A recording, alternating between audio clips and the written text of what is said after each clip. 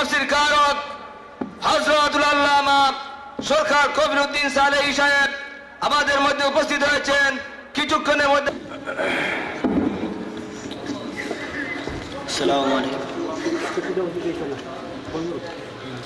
হাজার মানুষের হৃদয় জুড়ে হলো তোমার, হাজার মানুষের আল্লাহর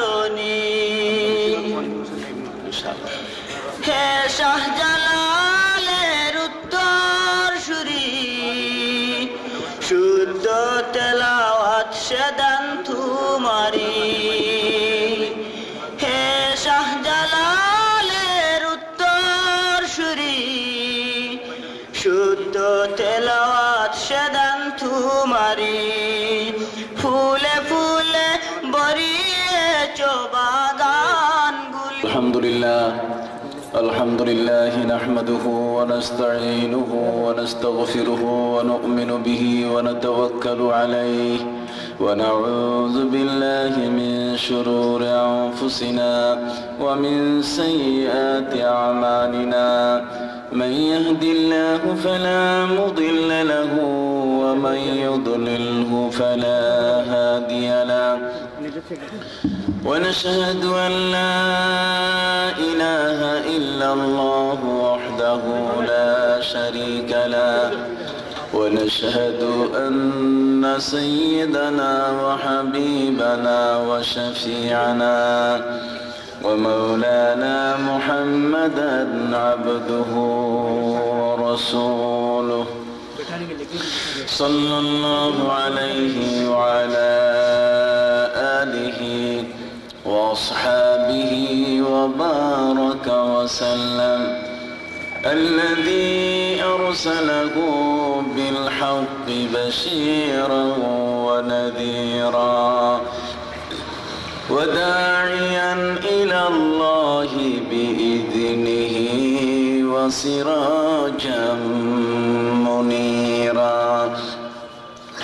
أما بعد فقد قال الله تعالى في كلامه المجيد والفرقان الحميد: أعوذ بالله من الشيطان الرجيم. بسم الله الرحمن الرحيم. إن الذين قالوا ربنا الله ثم استقاموا تتنزل عليهم الملائكة ألا تخافوا ولا تحزنوا وأبشروا بالجنة التي كنتم توعدون. نحن أولياؤكم في الحياة الدنيا وفي الآخرة ولكم فيها ما تشتهي أنفسكم ولكم فيها ما تدعون. نزلا من غفور رحيم. وقال تعالى مخبرا وآمرا: إن الله وملائكته يصلون على النبي يا أيها الذين آمنوا صلوا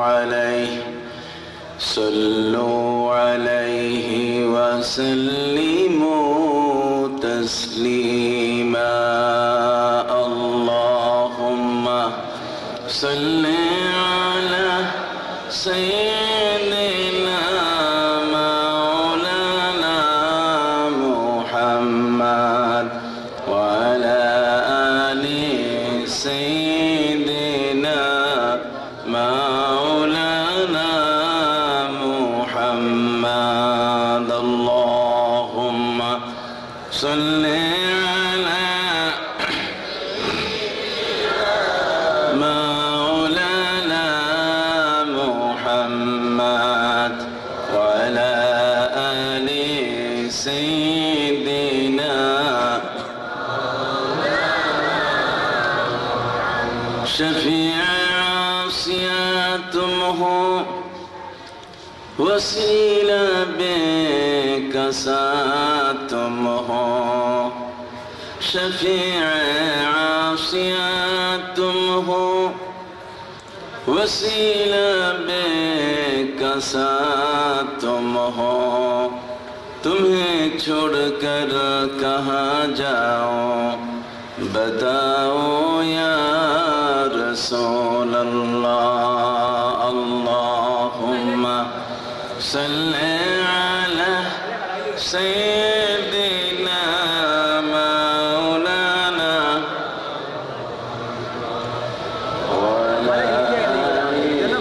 सय्यिदिना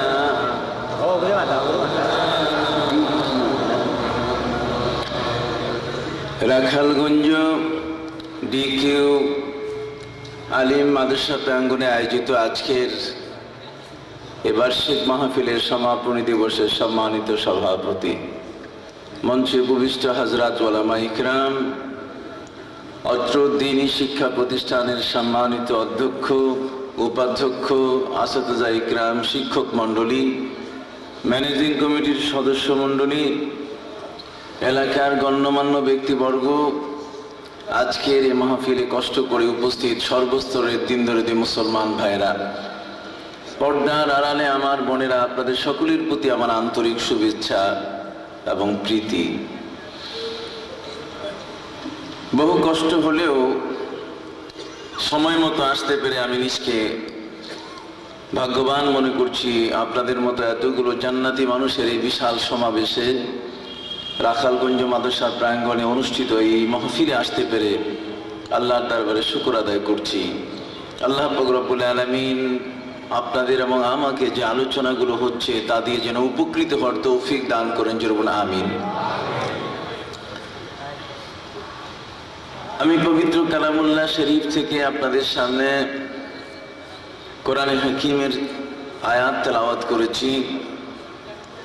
এই আলোকে আপনাদের সামনে আমার সংক্ষিপ্ত আলোচনা পেশ করতে চাই। তবে শুরুতে যে মানুষটির বদৌলতে রাখালগঞ্জ মাদ্রাসায় বারবার আসার সুযোগ হচ্ছে তার প্রতি আমি শুকরিয়া জ্ঞাপন করছি। বর্তমানে আমেরিকায় অবস্থানরত আমার ভাই শ্রদ্ধেয় জনাব হাফিজ মাওলানা মঞ্জুর সাহেব, তাকেও আমি শ্রদ্ধা ভরে এই মুহূর্তে স্মরণ করছি এবং আপনাদেরকে তো কৃতজ্ঞতার সাথে স্মরণ করছি। অবশ্যই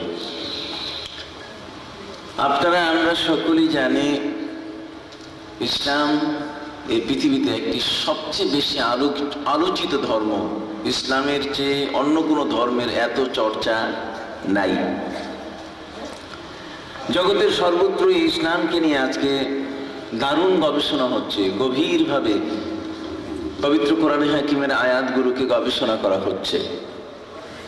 সূরা ৩ জার্মানির আয়াত গবেষণা করতে করতে তারা অবাক হয়ে গেছে। সূরা ৩-এর মধ্যে ওয়াত-তিনি ওয়াজ-যাইতুন ওয়া তুরি সিনিন ওয়া হাযাল বালাদিল আমিন, তিন এবং জৈতুন, ডোমর ফল এবং জলপাই, এই দুটো ফল নিয়ে কি বলা হয়েছে? কেনই বা আল্লাহ পাক রব্বুল আলামিন কোরআনে কারীমের মধ্যে কসম খেলেন? সে বিষয়টি নিয়ে আজকে অমুসলিম যারা তারা গবেষণা করছে। বলো সুবহানাল্লাহ। শুধু তাই নয়, বরং ওরা যখন পবিত্র কোরআনে হাকিমের দিকে তাকায়, মানুষের জীবনের সাথে সম্পৃক্ত, জীবন ব্যবস্থাপনার সাথে সম্পৃক্ত যে বিষয়গুলোর উপরে মানুষ তার নিয়ম নীতি শৃঙ্খলা বিধায়ন করে থাকে, সেই বিষয়গুলো তারা আজকে পবিত্র কোরআনে হাকিমের মধ্যে খুঁজে পাচ্ছে হুবহু। বলুন সুবহানাল্লাহ। আপনারা জানেন যে কোনো শহরে ঘর বাড়ি বিল্ডিং তৈরি করতে গেলে তার একটা রাজুক নীতিমালা আছে। যেমন ঢাকা শহরে রাজধানী উন্নয়ন কর্তৃপক্ষ রাজুক, তারা ঢাকা শহরের বিল্ডিং কোনটা কত তলা হতে পারে, 6 তলা, 10 তলা, 15 তলা, 20 তলা, কোন বিল্ডিং কতটুকু হতে পারে, এর উপরে রাজুক তার অনুমোদন দেয়। জীবন ব্যবস্থাপনার ক্ষেত্রে একটি শহরের মানুষ শান্তিতে থাকবে। রব্বি জাআল হাযাল বালাদা আমিনা। হযরতে নবী ইব্রাহিম আলাইহিস সালাম পবিত্র মক্কা নগরী সম্পর্কে আল্লাহর কাছে দোয়া করেছিলেন যে প্রভু তুমি এই শহরটিকে নিরাপদ করে দাও। বলো সুবহানাল্লাহ। ইব্রাহিম আলাইহিস সালামের সেই দোয়ার প্রেক্ষিতে তার সন্তানেরা যে শহরগুলোতে তারা বাস করে সেই শহরগুলোতেও তারা শান্তিতে বাস করতে চায়। শুধুমাত্র মক্কা নগরীতে যারা বাস করবেন, শুধুমাত্র যারা মদিনা মুনাওয়ারায় বাস করবেন তারাই শুধুমাত্র শান্তিতে বাস করবেন তা নয়, বরং হযরত ইব্রাহিম আলাইহিস সালামের যে দোয়াটি ছিল সেটি ছিল একটি কমন দোয়া। যদিও সেখানে হাজার শব্দ যোগ করা হয়েছে, কিন্তু তারপরও এই দোয়াটির মাধ্যমে তিনি তার ভক্ত অনুসারী, তার অনুরক্ত, তার সন্তানদেরকে তিনি স্মরণ করে দিয়েছেন যে শহরটিতে তারা বাস করবে সেই শহরটিতে যেন নিরাপত্তার সাথে তারা বাস করতে পারেন। এজন্য শহরে ঘর বাড়ি বিল্ডিং বসবাসের নিয়ম শৃঙ্খলা আছে, এই নিয়ম শৃঙ্খলার বাইরে শহরবাসী যেতে পারে না। শুধুমাত্র আমরা আমাদের রাজধানী এবং জেলা শহরগুলোতে এই নিয়ম শৃঙ্খলার কথা ভাবছি তা নয়, বরং সারা পৃথিবীতে আপনি যেখানেই যাবেন না কেন, প্রত্যেকটি দেশের রাজধানী থেকে নিয়ে তার ছোট ছোট শহরগুলোতে পর্যন্ত সেখানে মানুষের বসবাস করার নিয়ম নীতি শৃঙ্খলা আছে। এই শৃঙ্খলার নীতিগুলো মানুষ যা আজকে চর্চা করছে, মানুষ যা আজ নিজের জীবনের সাথে সম্পৃক্ত করে সেগুলোকে ব্যবহার করছে, বিজ্ঞানীরা তার এক হুবহু ছবি, একটা আদল ছবি, আসল ছবিটা তারা পবিত্র কোরআনে খুঁজে পাচ্ছে। জোরে বল সুবহানাল্লাহ। যে কারণে পবিত্র কোরআনে হাকিমের সূরা নহল মৌমাছির নামের সূরা দেখে তারা আজকে অবাক যে মৌমাছির নামে একটি সূরা কেন নাজিল করা হলো। কিন্তু তারা দেখেছে এই নামের যথেষ্ট সার্থকতা আছে। এই মৌমাছি যে মধু আহরণ করে, পবিত্র কোরআন সেই মধু সম্পর্কে বলেছে ফিহি শিফাউল লিন্নাস। মধু যদি মুসলমান নয়, হিন্দুও যদি পান করে, হিন্দুও যদি মধু খায়, তাহলে তার উপকার হবে কিনা? জোরে বলেন না। খ্রিস্টান যদি মধু খায়, মধু পান করে, ঠিক এমনি করে ইহুদি, পৃথিবীর যে কোনো মানুষ যদি মধু পান করে, তাহলে সেই মধু এটি মানুষের জীবনের জন্য উপকারী। রাসূল করিম সাল্লাল্লাহু আলাইহি ওয়াসাল্লাম ইরশাদ করেছেন, আলাইকুম বিশিফাইন, তোমাদের জন্য দুটো মুক্তি কবচ, দুটো জিনিস যদি তোমাদের সাথে থাকে, তোমাদের ঘরে থাকে, তাহলে তোমরা নিরাপদ হয়ে যাবে, তোমাদের উপরে কোনো রকম বালা মুসিবত আসবে না। কয়টি জিনিস? সকলেই বলুন না কয়টি? আলাইকুম বিশিফাইন, তোমাদের উপরে দুটো জিনিসকে আনা হয়েছে, দুটো জিনিস তোমাদের উপরে দেওয়া হয়েছে, যেটি তোমরা তোমাদের ঘরে রাখবে, যে জিনিসটি তোমাদের সাথে রাখবে, যে জিনিস দুটো তোমাদের থেকে কখনো আলাদা হবে না। আল্লাহ রাসূল সাল্লাল্লাহু আলাইহি ওয়াসাল্লাম বলছেন আল কোরআন ওয়াল আসাল। রাসূল বলছেন একটি হলো কোরআন আর আরেকটি হলো মধু। যদি কোরআন তোমাদের কাছে থাকে তাহলে তোমরা চোর হবে না। কোরআন যদি তোমাদের কাছে থাকে তাহলে তোমরা ঘুষখোর হবে না, তোমরা সুদখোর হবে না। কোরআন যদি তোমাদের কাছে থাকে তাহলে তোমরা কখনো ওই মালের মধ্যে মানুষের খাবারের মধ্যে কখনো তোমরা 2 নম্বরই খাবার, পচা গম সংযুক্ত করবে না। এই কোরআন তোমার বিবেক সৃষ্টিকারী একটি মহাগ্রন্থ। এই কোরআন তোমার মধ্যে বিবেক সৃষ্টি করে, তোমার মধ্যে এই কোরআন জ্ঞান দান করে। এই কোরআন হচ্ছে তোমাকে আলোর পথ দেখিয়ে দেয়। অতএব জেনা, ব্যভিচার, মিথ্যা, প্রবঞ্চনা, প্রতারণা, সুদ, ঘুষ, দুনিয়ার যতগুলো অপকর্ম আছে, দুনিয়ার যতগুলো খারাপ কাজ আছে, এই সকল খারাপ কাজ থেকে মুক্তি লাভের একমাত্র উপায় যদি কোরআন সাথে থাকে। কি বলেন, ঠিক না? হাত উঁচু করে বলেন, কোরআন যদি কি থাকে? এই কোরআন যার ঘরে নাই সে বেঈমান। এই কোরআন যার কাছে নাই, এই কোরআনের বিশ্বাস যার কাছে নাই, তার কাছে ঈমান নাই। কোরআন যার সাথে নাই, কোরআনের জীবনকে যে জীবনে গ্রহণ করে নিতে পারেনি, সে ব্যক্তির জীবনে আছে এইডস রোগ। জেনা করতে তার কোনো বাধা নাই, মিথ্যা বলতে তার কোনো বাধা নাই, সুদ খেতে তার কোনো বাধা নাই, ঘুষ খেতে তার কোনো বাধা নাই। এই জন্য এই কোরআনী শিক্ষায় শিক্ষিত করবার জন্য আল্লাহ পাক রব্বুল আলামিন তার প্রিয় রাসূলের উপরে তিনি আসমান থেকে কোরআন নাজিল করলেন। ইকরা বিইসমি রাব্বিকাল্লাযী খালাক। পড়ুন, আপনার প্রভুর নামে পড়ুন, অন্য কারো নামে পড়া যাবে না। মহাগ্রন্থ আল কোরআন, এটি নাজিল করা হলো 23 বছরে। 23 বছরের নাজিলকৃত এই কোরআন মানুষকে দিয়েছে মুক্তির দিশা। এটা হুদাল লিন্নাস, জগতের সর্বত্র সর্বস্তরের মানুষের জন্য কোরআন হেদায়েতের পথ উন্মুক্ত করে দিয়েছে। খোদ আমেরিকার জাতিসংঘের সাধারণ পরিষদের গেটে সোনালী অক্ষরে মুসলমানের কোরআনের আয়াত সেখানে লিখিত হয়েছে। বলুন সুবহানাল্লাহ। কেন তারা লিখেছে? এই পৃথিবীতে কি ত্রিপিটকে তারা সেই বাণী খুঁজে পায়নি? তারা কি তাদের জোহনে খুঁজে পায়নি? তারা কি জিন্দাবেস্তায় খুঁজে পায়নি? তারা কি শ্রী ভগবত গীতাতে খুঁজে পায়নি? মহাভারতে কি খুঁজে পায়নি? তারা ওল্ড টেস্টামেন্টে কি খুঁজে পায়নি? তারা কি তাদের নিউ টেস্টামেন্টে খুঁজে পায়নি?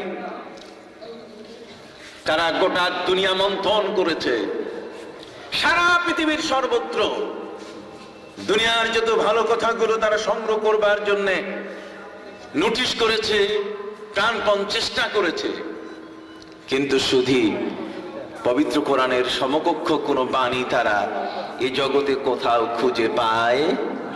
জোরে বলেন না, জগতে কোথাও খুঁজে পায় নাই। এত বড় অথেন্টিক কথা, এত বড় পাকাপোক্ত কথা, যে কথাটির মধ্যে সামান্যতম সন্দেহের লেশ মাত্র নাই। বলুন সুবহানাল্লাহ। এই কোরআন, যে কোরআন মানুষের জন্য আল্লাহ পাক রব্বুল আলামিন উৎসর্গ করলেন, সেই কোরআনের মর্যাদা, সেই কোরআনের সম্মান কত বড়, আজ সে বিষয়টিকে আমরা উপলব্ধি করি না। এই কোরআন শিক্ষার জন্য আজকে এই মাদ্রাসা কেন স্বতন্ত্র? স্কুলেই তো যথেষ্ট ছিল। শিক্ষা প্রতিষ্ঠান হিসেবে আমাদের দেশে ইংরেজ যে নিয়মে স্কুল কলেজ শিক্ষা পদ্ধতি যেভাবে চালু করেছে, তা তো এটাই আমাদের জন্য যথেষ্ট ছিল। তারপরও কেন মাদ্রাসা? কথা বুঝতে পেরেছেন? কেন আমরা মাদ্রাসা মুখী? কেন আজকে মাদ্রাসার ময়দানে এতগুলো টুপিওয়ালা মানুষ? কেনই বা আমাদের সন্তানদেরকে সকল প্রতিষ্ঠানে পড়তে দেওয়া হয়? হাজরিন, এটি এই কারণে যেহেতু কোরআন হচ্ছে ফাদার অফ সায়েন্স। আলিফ লাম মিম তিলকা আয়াতুল কিতাবিল হাকিম। আলিফ লাম মিম, the abbreviation of word. তিলকা আয়াতুল কিতাবিল হাকিম, the verses of the book of all science. পবিত্র কোরআনের প্রত্যেকটি একটি আয়াত এই পৃথিবীর সকল জ্ঞানের জগৎকে উন্মুক্ত করে দিয়েছে, খুলে দিয়েছে। জোরে বলো সুবহানাল্লাহ। আজ ওদের ত্রিপিটক যদি খুলে দেখা যায়, ওদের জিন্দাবেস্তা, ওদের শ্রী ভগবত গীতা, ঠিক এমনি করে ওল্ড টেস্টামেন্ট, নিউ টেস্টামেন্ট গুলো যদি খুলে দেখা যায়, কোথাও আকাশের সম্পর্কে, সৌর জগৎ সম্বন্ধে তথ্য খুঁজে পাওয়া যাবে না। চাঁদের জগৎ সম্বন্ধে, সূর্য সম্বন্ধে, চাঁদ সম্বন্ধে, তারকারাজি সম্পর্কে তথ্য খুঁজে পাওয়া যাবে না। পবিত্র কোরআনে হাকিমে আল্লাহ পাক রব্বুল আলামিন বিশাল ওই সূর্য, যে সূর্যের শক্তির কাছে মানুষ তার সবকিছু অর্পণ করে তার পূজা করতে পারে, আল্লাহ পাক রব্বুল আলামিন সেই সূর্যের সম্পর্কে কোরআন আয়াত নাজিল করে তিনি বললেন, সূরা নাজিল করে বললেন, ওয়াশ-শামসি ওয়াদুহাহা ওয়াল কমারি ইযা তালাহা। ওই বিশাল সূর্য যে প্রতিনিয়ত তোমার উপরে উদিত হয়, সেই সূর্যের অস্তিত্ব একটি সীমিত সময়ের জন্য। ওই সূর্য তোমাকে 24 ঘন্টার জন্য আলো দিতে পারে না, বরং সকাল থেকে সন্ধ্যেবেলা পর্যন্ত সূর্য তোমাকে আলো দেয়। এরপরে সূর্যের ক্ষমতা নাই তোমাকে আলোকিত করতে। আছে? জোরে কন্যা। নবী ইব্রাহিম আলাইহিস সালাম পর্যন্ত তিনি বলে ফেলেছিলেন, হাযা রাব্বি হাযা আকবার, এটা হচ্ছে আমার সবচেয়ে বড় খোদা। কিন্তু ফালাম্মা ফালাত, যখন এটা ডুবে গেল, অস্ত যখন চোখের আড়াল হয়ে গেল, এর আলো যখন নেই, তখন তিনি বললেন, যে আলো কিছুক্ষণের জন্য দেয় আর বাকি সময় দিতে পারে না, সে আমার রব হতে পারে না। এটি বড় ধরনের একটি জঘন্য শিরক হয়ে যেত আল্লাহর সাথে। অতএব ভাইদের খেদমতে আরজ করতে চাই, সারা পৃথিবীর দুনিয়াব্যাপী জগতের মানুষগুলো ভালো কথাগুলো তালাশ করার জন্য তারা প্রতিযোগিতা করেছে, প্রতিযোগিতারা ডেকেছে, পুরস্কার ঘোষণা করেছে। কিন্তু জগতে পবিত্র কোরআনের ন্যায় এত ভালো কথা, এত চমৎকার কথা ডেলিভারি দিতে পারে একটি মানুষকে, সেটা দিতে পারে জগতের অন্য কোন ধর্মগ্রন্থে নাই। যে কারণে বুড্ডুস গালি দুনিয়ার সকল দেশের রাষ্ট্রপ্রধানদের কাছে চিঠি লিখলেন, জাতিসংঘের সাধারণ পরিষদের গেটে ধর্ম বর্ণ নির্বিশেষে সকলের জন্য একটা বাণী আমরা লিখব। জাতিসংঘ হচ্ছে সারা পৃথিবীর সকল দেশের একটি সংস্থা। এখানে হিন্দু, বৌদ্ধ, খ্রিস্টান, মুসলমান শাসিত যত দেশ, রাষ্ট্র, নাগরিক রয়েছে, সকলের ক্ষেত্রে যেন সেটা প্রযোজ্য হয়, ঠিক এমন একটি বাণী আসা দরকার। রাষ্ট্রপ্রধানদের কাছে তাদের পণ্ডিতদের সাথে আলোচনা করে এমন একটি বাণীর আবেদন করা হয়েছিল। হাজিরিন, সারা পৃথিবী থেকে বিভিন্ন জনে, বিভিন্ন দেশের রাষ্ট্রপ্রধান এই দাবি পূরণের জন্য তাদের পণ্ডিতদের বাণী পাঠিয়ে দিয়েছিলেন। কিন্তু মুসলমান আর কারো বাণী পাঠায়নি। তারা পবিত্র কোরআনে হাকিমের সূরা হুজুরাতের একটি আয়াত পাঠিয়ে দিয়েছে। জোরে বলুন না সুবহানাল্লাহ। কোন সূরা? জোরে বলেন। সূরা হুজুরাতের একখানা আয়াত পাঠিয়ে দিয়েছে। 100 জন বিজ্ঞানীর টেবিলে মুসলমানের কোরআন সহ পৃথিবীর অন্যান্য দেশের থেকে পাঠানো সব বাণীগুলোকে তারা পরীক্ষা নিরীক্ষা করা শুরু করলো। 173টি দেশের পক্ষ থেকে প্রেরিত বাণী চিরন্তন ল্যাম্প ফলকে লেখা যায়, বাণী চিরন্তন হিসাবে তরুণী লেখা যায়, সুন্দর করে সাজিয়ে লেখা যায়। এমন 173টি রাষ্ট্রের পক্ষ থেকে বাণী আসলো। পরীক্ষা নিরীক্ষায় একটাও টিকলো না। মুসলমানের কোরআনকে যখন তাদের টেবিলে দেওয়া হলো, কোরআনের আয়াত সূরা হুজুরাতের ওই আয়াত পাওয়ার সাথে সাথে বিজ্ঞানীরা অবাক হয়ে গেছে, তারা থক হয়ে গেছে যে এই চমৎকার বাণী এটি এতক্ষণ ছিল কোথায়। এই বাণী প্রকৃত অর্থে জাতিসংঘের সাধারণ পরিষদের তোরণে গেটের উপরে সোনালী অক্ষর নয়, বরং এটা হীরার অক্ষর দিয়ে লেখার মতো। সুবহানাল্লাহ। হীরার অক্ষর দিয়ে কি লেখার মতো। কেন? পবিত্র কোরআন শুধুমাত্র কোন গোত্র কেন্দ্রিক ধর্মগ্রন্থ নয়, শুধুমাত্র মুসলমানের নামের কথা বলে নাই, বরং কোরআন বলেছে বিশ্বের সকল মানুষের কথা, জগতের সকল মানুষকে নিয়ে কোরআন কথা বলেছে। বলে সুবহানাল্লাহ। ও সকল ধর্মগ্রন্থের মধ্যে ধর্মের অনুসারী ছাড়া অন্য কারো কোনো গুণকীর্তন, তাদের প্রশংসা ইত্যাদি নাই। হাজিরিন, কিন্তু কোরআনে হাকিম এমন এক মহাগ্রন্থ যার মধ্যে বিশ্বের সকল মানুষকে নিয়ে কথা বলা হয়েছে। আল্লাহ পাক রব্বুল আলামিন বলেন, ইয়া আইয়ুহান নাসু ইন্না খালাকনাকুম মিন যাকারিন ওয়া উনসা। হে পৃথিবীর মানুষ, আমি তোমাদেরকে সৃষ্টি করেছি পুরুষ এবং নারী দুটো ভাগে। বলো সুবহানাল্লাহ। ওয়া জাআলনাকুম শুউবান ওয়া কাবাইলা লিতাআরাফু। আমি তোমাদেরকে বিভিন্ন গোত্রে গোত্রে ভাগ করে তোমাদেরকে বসবাস করার সুযোগ দিয়েছি, যাতে করে তোমরা একে অপরকে আত্মীয় হিসেবে গ্রহণ করতে পারো। জোরে বলুন সুবহানাল্লাহ। তোমাদের মধ্যে যেন একটা ইউনিটি তৈরি হতে পারে, তোমাদের মধ্যে যেন একটা ইত্তেহাদ তৈরি হয়, এই জন্য তোমরা একে অপরের থেকে যেন বিচ্ছিন্ন না হও। সব যদি এক বাড়িতে হতে তাহলে অসুবিধা, এই জন্য গোত্র গোত্র ভাগ করে তোমাদের বসবাস করার সুযোগ করে দিয়েছি, যাতে তোমাদের চয়েস করার সুযোগ হয়। বলুন না সুবহানাল্লাহ। সারা জগতের হিন্দু বলেন, খ্রিস্টান বলেন, বৌদ্ধ বলেন, যে কোনো ধর্মের মানুষ বলেন, কেউ এমন একটা কথাকে অস্বীকার করতে পারবে না যে আমি পুরুষ এবং নারীর বিভাজনের বাইরে কোরআন যা বলেছে মিথ্যা বলেছে। বা নাউজুবিল্লাহ, কোরআন মিথ্যা বলেনি। কোরআন বলেছে, ইয়া আইয়ুহান নাস ইন্না খালাকনাকুম মিন যাকারিন ওয়া উনসা। আমি তোমাদেরকে নারী এবং পুরুষ দুই শ্রেণীতে বিভক্ত করে সৃষ্টি করেছি। কথা খেয়াল করেছেন?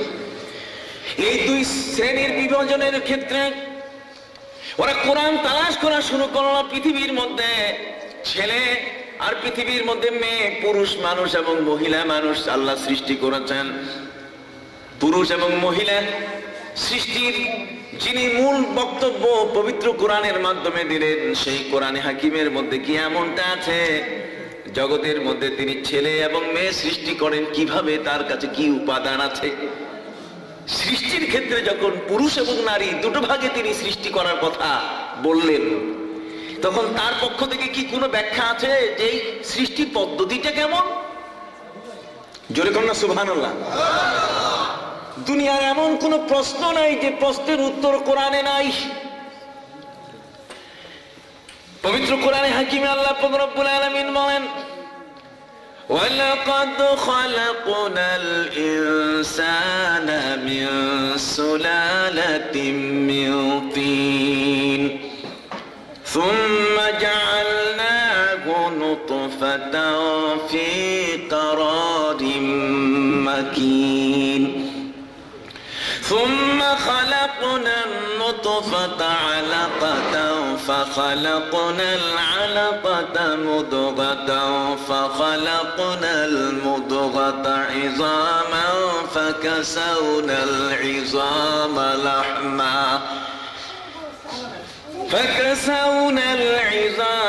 لحما ثم أنشأناه خلقا آخر فتبارك الله أحسن الخالقين।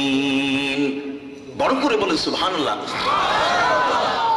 কিভাবে জগতের মধ্যে আপনি তৈরি হলেন, পৃথিবীতে আপনি সৃষ্টি হলেন কি করেন, এমন একটি প্রশ্ন যদি তৈরি হয়ে যায়, সেই প্রশ্নের উত্তর কোরআন দিয়েছে। নাপাক অনুকোষ থেকে, রক্তের জমাট থেকে, গোশতের জমাট, আর গোশত থেকে সেখানে দেহের একের পর এক অবকাঠামো তৈরি, সুন্দর করে চামড়া দিয়ে সাজানো। এই জগতের মধ্যে ওই বিজ্ঞানীরা বিজ্ঞানের টেবিলে বসে প্রশ্ন তুলেছিলেন। কোরআন মুসলমানের গ্রন্থ, সেখানে ছেলে এবং মেয়ে কেমনে জন্মগ্রহণ করে, কেন ছেলের সংখ্যা বাড়ে, কেন মেয়ের সংখ্যা বাড়ে, কোন এমন তথ্য আছে কিনা? কোরআনে হাকিম পড়ে ওরা অবাক হয়ে গেছে। মুসলমানের কোরআন এমন কোন প্রশ্ন নাই যার উত্তর দেয় নাই। সুবহানাল্লাহ। আল্লাহু লাহু মুলকুস সামাওয়াতি ওয়াল আরদ ইয়াহাবু লিমান ইয়াশাউ ইনাসাও ওয়া ইয়াহাবু লিমান ইয়াশাউ যুকুর আও ইউযাব্বিজুহুম যুকরানা ওয়া ইনাসা ওয়া ইয়াজআলু মান ইয়াশাউ আকিমা। আল্লাহ বিশাল ক্ষমতার অধিকারী, তিনি মহিয়ান গরিয়ান, জগতের একচ্ছত্র নিরঙ্কুশ অধিপতি তিনি। তার ক্ষমতা এত বড়। ইয়াহাবু লিমান ইয়াশাউ ইনাসা, কোন কোন পরিবারে শুধুমাত্র তিনি ছেলে দেন, শুধু মেয়ে দেন, ছেলে দেন না। ইয়াহাবু লিমান ইয়াশাউ ইনাসা, কোন কোন পরিবারে শুধুমাত্র মেয়ে দেন, ছেলে দেন। জোরে কর না। আছে না এমন পরিবার? ছেলে মেয়ে জন্ম নিতেছে, ছেলের অপেক্ষায় বারবার ট্রাই, তারপরেও মেয়ে। কথা বুঝতে পারছেন? কোরআন বলছে ইয়াহাবু লিমান ইয়াশাউ ইনাসা, কাউকে তো শুধুমাত্র আমি মেয়ে দেই, আর কাউকে শুধুমাত্র আমি ছেলে দেই। ওয়া ইয়াহাবু লিমান ইয়াশাউ যুকুর, কাউকে কাউকে শুধু আমি ছেলে দেই, মেয়ে দেই না। কাউকে শুধু মেয়ে দেই, ছেলে দেই। তারপর আও ইউযাব্বিজুহুম যুকরানা ওয়া ইনাসা, আর কাউকে কাউকে কোন কোন দম্পতিকে ছেলে মেয়ে মিক্স করে দেই, ছেলে আর মেয়ে মিক্স করে দেই। 2 ছেলে 3 মেয়ে, 3 ছেলে 2 মেয়ে, এইভাবে আমি তাদের নামে বরাদ্দ করি। ওয়ায়াজআলু মান ইয়াশাউ আকিমা, আর কোন কোন পরিবার এমন আছে যাদেরকে ছেলেও দেই না, মেয়েও দেই না, বরং সেই পরিবারটাকে আমি খালি রাখি। চিল্লায় বলেন না সুবহানাল্লাহ। এই জগতে প্রজনন, পৃথিবীতে মানুষ কিভাবে আসে শুধু মানুষের বিষয় নয়। আমার আল্লাহ বলেন জগতের সৃষ্টি, কার বংশকে কিভাবে দুনিয়ায় ধরে রাখতে হয়, আমি আল্লাহ তার বর্ণনা কোরআনে হাকিমের মধ্যে দিয়েছি। তোমরা জানো না এই জগতের মধ্যে কারো প্রজন্মকে আমি রেখে দিয়েছি শুধুমাত্র ডিমের মাধ্যমে। ডিম থেকে সেখানে বাচ্চা আসে, আর কখনো কখনো কারো প্রজন্মের মধ্যে আমি ডিম রাখি নাই, বরং সরাসরি গর্ভে বাচ্চা ধারণ করার আমি ক্ষমতা দিয়েছি। আর কোন কোন প্রাণী জগতের মধ্যে এমন আছে যেই প্রাণীর মধ্যে আমি গর্ভ দেই নাই, ডিমও দেই নাই, ডিমও দেই নাই, তারপর কোন না গর্ভ ধারণ করারও কোনো সুযোগ দেই নাই। গর্ভ ধারণ করবে না আর ডিমও পারবে না, অথচ তার বংশ বেঁচে আছে। সুবহানাল্লাহ। ভাইরা আমার, আফ্রিকার জঙ্গলে একটা পাখি, যেই পাখিটার নাম হলো কোকোনাস পাখি। কোকোনাস নামে একটা পাখি আফ্রিকার জঙ্গলের মধ্যে বাস করে। এই পাখিটার বয়স যখন 80 বছর, 90 বছর, 100 বছর পরিমাণ হয়ে যায়, এই পাখিটি তখন মৃত্যুর প্রহর গণনা করা শুরু করে, মৃত্যুর টাইম গণনা করা শুরু করে। আমাদের দাড়ি পাখি, চুল পাখি, তারপর আকাম ওকাম যা আছে সব করি। কি বলেন ঠিক না? কিন্তু জগতের প্রাণীগুলো যখন বৃদ্ধ হয়ে যায় তখন কিন্তু তারা মৃত্যুর প্রস্তুতিতে পরিপূর্ণ মনোযোগী হয়ে যায়। তাদের সর্বশেষ প্রস্তুতিটা হচ্ছে যে এখন মৃত্যুর কোলে ঢলে পড়তে হবে। প্রাণীরা পর্যন্ত মৃত্যুর অনুশীলন করে, মৃত্যুর জন্য প্রস্তুতি গ্রহণ করে। ভাইদের খেদমতে আরজ করতে চাই, কোকোনাস নামের পাখিটি আফ্রিকার জঙ্গলের মধ্যে যখন বৃদ্ধ হয়ে যায়, এই বৃদ্ধ পাখিটির কোন সন্তান প্রজননের নিয়ম নাই, এটা ডিমও পারে না, গর্ভও ধারণ করে না। অথচ আল্লাহ পাক রব্বুল আলামিন সেই পাখিটির বংশকে পৃথিবীর মধ্যে তিনি জীবিত রেখেছেন। পাখিটি 80-90 বছর বয়স হলে ওই মুহূর্তে মৃত্যুর প্রহর যখন গণনা শুরু করে যে আমি আর পৃথিবীতে বেশি দিন নাই, তোর আফ্রিকার জঙ্গলের চন্দন কাঠগুলো জোগাড় করা শুরু করে, চন্দন কাঠের টুকরা উপরের খোসা ছালগুলো জোগাড় করে করে একটা ফাঁকা জায়গার মধ্যে স্তূপ করতে থাকে।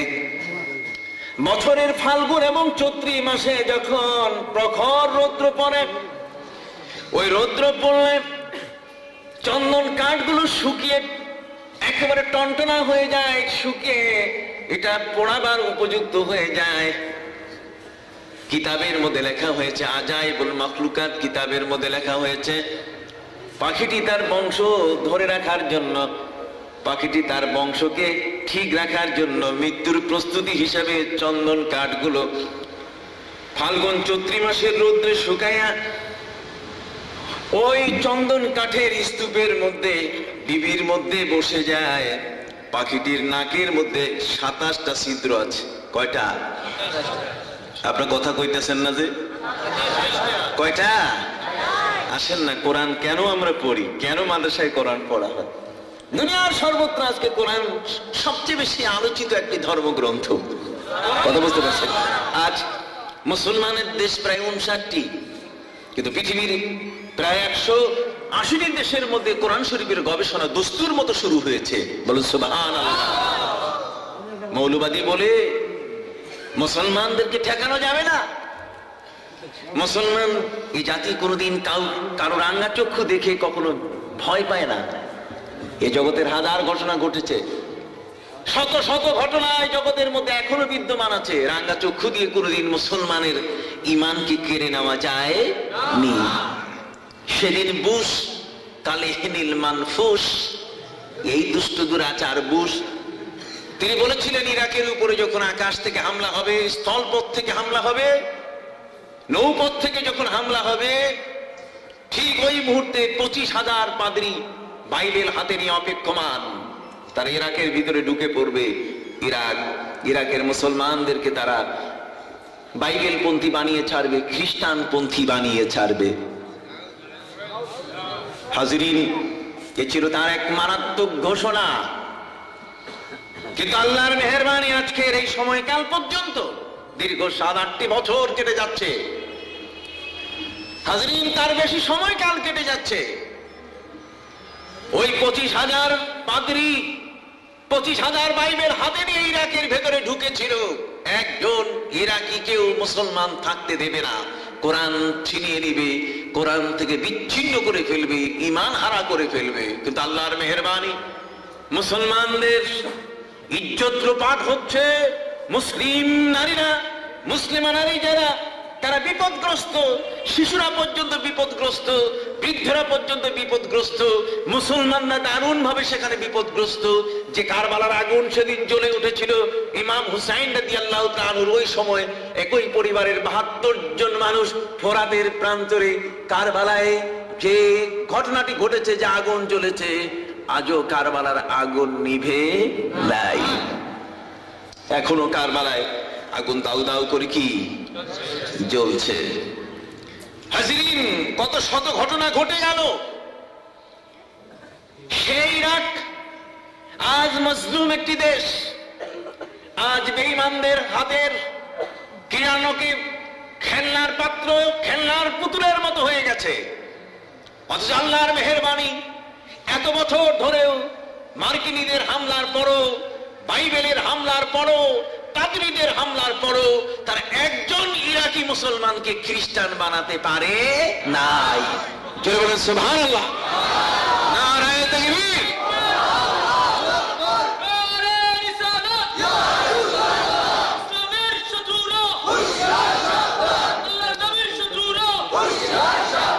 তার কারণ, তার একটি কারণ হচ্ছে ইরাক হচ্ছে আরদুল আউলিয়া, এটি হচ্ছে আল্লাহর ওলিদের দেশ। জোরে বলেন কার দেশ? আল্লাহর ওলিদের দেশ। এটা আল্লাহর নবীদের দেশ, আরদুল আম্বিয়া, এটা আরদুল আউলিয়া। তাদের রক্তের মধ্যে ওলিদের রক্ত প্রবাহিত। হযরতে বড় পীর আব্দুল কাদের জিলানীর রক্ত তাদের রক্তে প্রবাহিত, তাদের রক্তের ভেতরে প্রবাহিত হয়ে আছে। হযরত ইমাম আহমদ বিন হাম্বল, ইমাম আবু হানিফা, তাদের রক্তের ভিতরে প্রবাহিত হয়ে আছেন সররে সখতি। তাদের রক্তের মধ্যে অসংখ্য গণিত ওলিয়া উলিয়া পীর মাশায়েখ রক্তের ভিতরে ঢুকে বিদ্যমান আছেন। অতএব তাদের ওই রক্ত কোনদিন ইসলামের সাথে বেঈমানি করতে পারে না। অতএব ভাইদের খেদমতে আরজ করতে চাই, ঈমানকে প্রতিষ্ঠার ক্ষেত্রে পবিত্র কোরআন হলো একজন মুসলমানের বিশাল বড় ধরনের একটা তরবারি, বড় ধরনের একটা মশাল। কি বলেন? মুসলমান হাতে তরবারি নিয়ে যুদ্ধ করবে তা নয়, মুসলমানের হাতে থাকবে কি? কোরআন। এই কোরআন দিয়ে আল্লাহ রাসূল অশান্ত পৃথিবীকে শান্ত করেছিলেন। কি বলেন ঠিক না? এই কোরআন দিয়ে হযরত উমর 10 বছর 5 মাস শাসন প্রতিষ্ঠা করেছিলেন, সেটি সুশাসন। এবং হযরত উমরের বক্তব্যের একটি ছিল যে উমরের শাসনামলে যদি কোনো একটি কুকুরও মারা যায় না খেয়ে, তাহলে কিয়ামতের ময়দানে উমরকে তার উত্তর দিতে হবে, উমরকে তার জবাবদিহিতা করতে হবে। চিৎকার দিয়ে বলেন সুবহানাল্লাহ। এই সুশাসক কবে তৈরি হবে? কে তৈরি করবেন? কোথায় তৈরি হবে? ভাইরা আমার, এই জন্য আমি আপনাদের খেদমতে বলছিলাম, সেদিন আমেরিকার ওয়াশিংটনে ওই জাতিসংঘের সাধারণ পরিষদের গেটের মধ্যে একটি বাণী চিরন্তন, সারা পৃথিবীর সমস্ত দেশের রাষ্ট্রপ্রধানদের সকলেই যেন মেনে নিতে পারে, নাগরিকরা যেন মেনে নিতে পারেন, এমন একটি বাণী সেখানে লেখা হোক। 178টি অথবা 173টি দেশ থেকে বাণী এসেছে। মুসলমান তাদের পক্ষ থেকে কোরআনের বাণী পাঠিয়ে দিয়েছে। বলো সুবহানাল্লাহ। মুসলমান পবিত্র কোরআনের যে বাণীটি পাঠিয়ে দিয়েছে সূরা হুজুরাত থেকে, ইয়া আইয়ুহান নাসু ইন্না খালাকনাকুম মিন যাকারিন ওয়া উনসা। কোরআনে হাকিমের আয়াত। হে বিশ্ববাসী, পৃথিবীর যে কোনো ধর্মের তুমি হও না কেন, যে কোনো রাষ্ট্রের তুমি মালিক হও না কেন, নাগরিক হও না কেন, পুরুষ আর নারী 2 ভাগে আমি তোমাদেরকে সৃষ্টি করেছি, 2 শ্রেণীতে। ওয়াজআলনাকুম শুউবান ওয়া কাবাইলা লিতাআরাফু, তোমাদেরকে বিভাজন করেছি বিভিন্ন গোত্র গোত্র দিয়া, যাতে করে তোমরা একে অপরের পরিচয় ধারণ করতে পারো, আত্মীয়তা করতে পারো। তবে মনে রাখবে, ইন্না আকরামাকুম ইনদাল্লাহি আতকাকুম, তোমাদের মধ্যে সর্বোৎকৃষ্ট ব্যক্তি সেই যে তোমাদের মধ্যে সবচেয়ে বেশি ভালো মানুষ, পরহেজগার, যার বিরুদ্ধে মানুষ তো দূরের কথা, আল্লাহর ফেরেশতাদেরও কোনো অভিযোগ নাই। সুবহানাল্লাহ। মানুষ তো দূরের কথা, যাদের সম্পর্কে আল্লাহর ফেরেশতাদেরও কি নাই? অভিযোগ নাই। আল্লাহর ফেরেশতাদের অভিযোগ নাই এমন মানুষ কি সমাজের মধ্যে আছে? কতক্ষণ না? এই সমাজের মধ্যে এমন মানুষ কি আছে?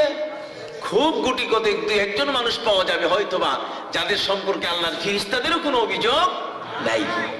কিন্তু সারা পৃথিবীতে যদি আমরা আজকে লক্ষ্য করি, দেখব এই কোরআন আমাদেরকে যে জীবন্ত জ্ঞান দান করেছে, কোরআন আমাদেরকে যে হেদায়েতের মশাল দিয়েছে, কোরআন যে নূর, আলো উজ্জ্বল এক বর্তিকা দিয়েছে, তা এই পৃথিবীতে অন্য কোন ধর্মগ্রন্থে খুঁজে পাওয়া যায় না। যে কারণে পৃথিবীর প্রজনন ক্ষেত্রে বিজ্ঞানীরা দেখে অবাক হয়ে গেছে, আজাইবুল মাখলুকাতের মধ্যে সেই কোকোনাস নামের পাখিটি আফ্রিকার জঙ্গলে মৃত্যুর বয়স যখন হয়ে যায় 80-90 বছর বয়স হয়ে গেলে পাখিটি চন্দন কাঠ জোগাড় করে ফাল্গুন চৈত্র মাসের রোদ্রে সেটা শুকায়। ফাল্গুন চৈত্র মাসের রোদ্রের ওই শুকানো কাঠের স্তূপের উপরে পাখিটা বসে যায়। পাখিটার নাকের মধ্যে 27টা ছিদ্র আছে। কয়টা? এই 27টি ছিদ্র। মুখটা বন্ধ করে পাখিটা যখন শ্বাস টানে, তখন সেখানে সুরের লহরী তৈরি হয়ে যায়, একটি সুন্দর সুরের ব্যঞ্জনা তৈরি হয়ে যায়। ওই পাখিটি কাঠের স্তূপের উপরে বসে মনের সুরে তার নিজের কথা বলা শুরু করে। কথা বলতে গিয়ে নাকের 27টি ছিদ্রের মধ্যে কথা আপ ডাউন করতে গিয়ে সেখানে এক সুরের লহরী সৃষ্টি হয়ে যায়। ওই সুরের লহরীর হিটে চন্দন কাঠগুলোর মধ্যে আগুন লেগে যায়। কথা বুঝতে পারছেন? কি লেগে যায়? আগুন লেগে যায়। এটাতে আগুন লেগে গেলে তখন আগুন দাউ দাউ করে জ্বলে। পাখিটি উড়ে পালায় না, পাখিটি কোথাও যায় না, ওই আগুনের মধ্যে পাখিটি আত্মাহুতি দেয়, সেখানে জ্বলে পড়ে ছাই হয়ে যায়। জ্বলে পড়ে ছাই হয়ে যাওয়া পাখিটি বৈশাখ মাসের শুরুতে ঝড়ো হাওয়ার বাতাসে চতুর্দিকে সেই ছাইগুলো উড়ে যায়। এরপর আকাশের প্রথম বৃষ্টি যখন পড়ে, ওই বৃষ্টির ফোঁটা পাখিটির দেহের অবশিষ্ট অংশ ছাইয়ের সাথে লাগার সাথে সাথে এক একটা কোকোনাস পাখি তৈরি হয়ে যায়। এক একটা কোকোনাস পাখি তৈরি হয়ে যায়। আকাশের বৃষ্টিটা যখন ওই ছাইয়ের উপরে করে, ছাইয়ের উপরে পড়ার সাথে সাথে ছাইটা পানির সাথে মিশলেই কি মহব্বত, কি সম্পর্ক, যে আকাশের পানি আর ওই পাখিটির ছাই যার সাথে মিশে আছে চন্দন কাঠের গুঁড়া। কথা বুঝতে পারছেন? চন্দন কাঠের জ্বালানো গুঁড়া এর সাথে মিশে আছে, আর পানির ফোঁটা পড়ার সাথে সাথে সেখানে এক একটা করে কোকোনাস পাখি তৈরি হয়ে যায়। তাহলে আল্লাহর কুদরতকে বোঝা সহজ নয় বাবা, অত্যন্ত কঠিন। এবং সেই বিষয়টি বুঝতে গেলে আমাদেরকে কোরআনের কাছে আসতে হবে। বলুন সুবহানাল্লাহ। এই জন্য বিজ্ঞানীরা তারা অবাক হয়ে প্রশ্ন করেছে, তোমাদের কোরআন বলছে ইয়াহাবু লিমান ইয়াশাউ ইনাসাহু ওয়া ইয়াহাবু লিমান ইয়াশাউ যুকুর। কোন কোন দম্পতিকে, কোন কোন পরিবারকে আল্লাহ পাক রব্বুল আলামিন শুধুমাত্র মেয়ে সন্তান দেন, কন্যা সন্তান, আর কাউকে তো তিনি শুধুমাত্র ছেলে সন্তান দেন, মেয়ে দেন না। আও ইউযাব্বিজুকুম যুকরানা ওয়া ইনাসা, আবার কাউকে ছেলে মেয়ে মিক্স করে দেন। কোন কোন পরিবার তেমন যেই পরিবারে তিনি ছেলেও দেন না, মেয়েও দেন না। বিজ্ঞানীরা তাদের টেবিলে দাঁড়িয়ে মুসলমানদের কাছে প্রশ্ন করেছে, রা মুসলমান, মানুষ সৃষ্টির ইতিহাস তোমাদের কোরআন বলেছে, আজ সেই কোরআনের সৃষ্টি ইতিহাসকে কেন্দ্র করে এক মহাসত্য, সেই বাণীটাকে আমরা আমাদের সাধারণ পরিষদের তোড়নের মধ্যে আমরা সেখানে সোনালী অক্ষর দিয়ে লিখতে চাই, লিপিবদ্ধ করতে চাই, কিন্তু আমাদের প্রশ্নের উত্তর দাও, আমাদের প্রশ্নের উত্তর দাও। ছেলে জন্ম নেয় কেমনে, মেয়ে জন্ম নেয় কেমনে, উত্তর দাও। তোমাদের কোরআন বলেছে মায়ের গর্ভ থেকে ছেলে যেমন জন্ম নেয়, মায়ের গর্ভ থেকে মেয়েও জন্ম নেয়। কি বলেন, ঠিক না? তাহলে সেই জন্মের ভেতরে বাবা শরীক আছেন, কিন্তু মা কোনখানে কোনখানে শরীক আর বাবা কোন কোন জায়গায় শরীক বলতে পারো তোমরা? প্রশ্ন করেছে বিজ্ঞানীরা। কথা বুঝতে পারছেন?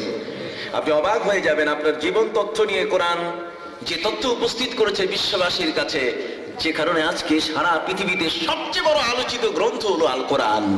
এই কোরআনকে ঠেকানোর জন্য আমেরিকা আজকে বুদ্ধি তৈরি করছে যে তাদের যুবকদেরকে কোরআন থেকে দূরে রাখা যায় কিনা। কথা বুঝতে পারছেন? কিন্তু অসম্ভব ব্যাপার। লিকুল্লি ফিরআউনিন মূসা, যেখানে ফেরাউন আছে সেখানে কি আছে? মূসা আছে। সুবহানাল্লাহ। লিকুল্লি ফিরআউনিন মূসা, এটা একটা নাহুর কায়দা। অতএব লিকুল্লি ফিরআউনিন মূসা, যেখানেই ফেরাউন আছে সেখানে কি আছে? অতএব যেখানে বুশ আছে সেখানে লাদেন আছে। কথা বুঝে গেছে? পার পাওয়ার কোনো উপায় নাই। এই দুনিয়ায় যেখানে বেঈমানি করেছে যারা, সেখানে মুসলমান কোন না কোন একজন বীর সৈনিক, সত্যের সেনানী, সত্যের মুকুট মাথায় পড়ে আল্লাহর দ্বীনকে প্রতিষ্ঠা করার জন্য ঝাঁপিয়ে পড়েছেন।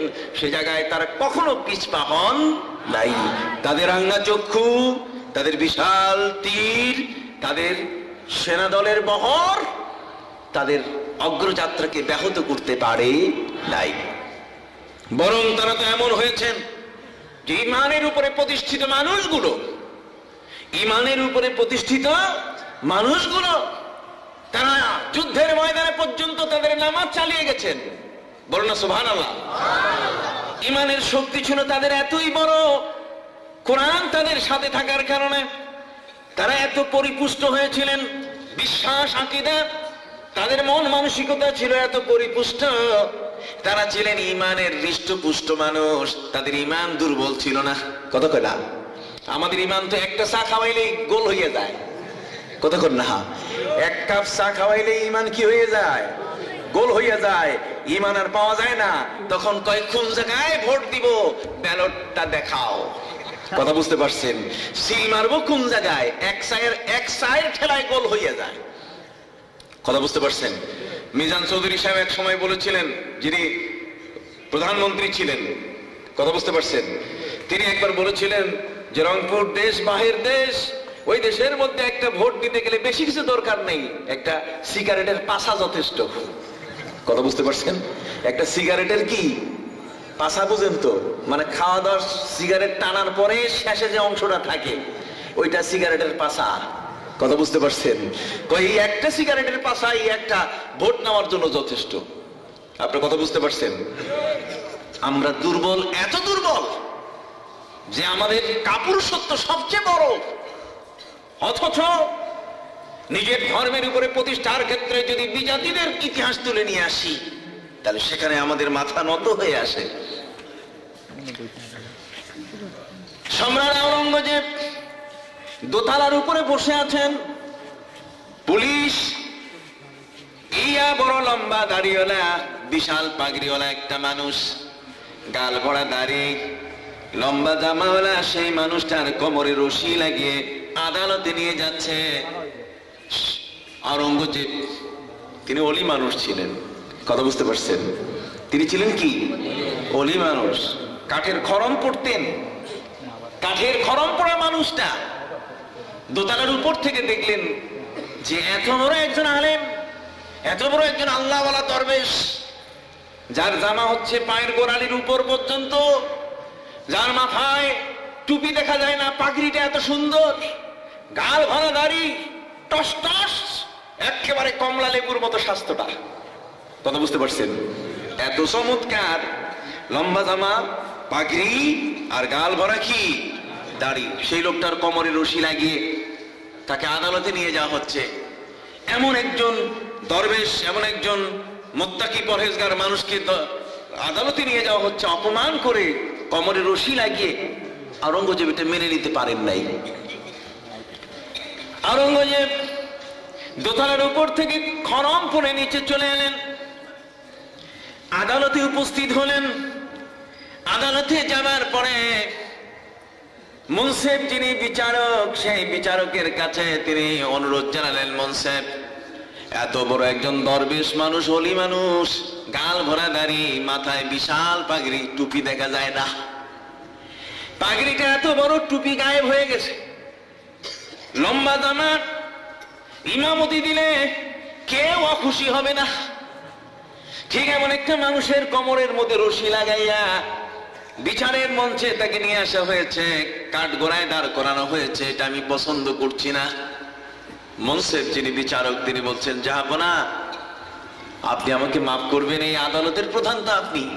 কথা বলেন না, এই আদালতের প্রধান কি আপনি। তবে আমি বলতে চাই, যারে আপনি এত বড় ইমাম বানাইতে চান, যাকে আপনি এত বড় দাড়িওয়ালা, টুপিওয়ালা, মুত্তাকি পরহেজগার দরবেশ কইয়া ফেললেন, ও একটাও নয়, এটা ইবলিস। এটা কি? ইবলিস। আজান হবে?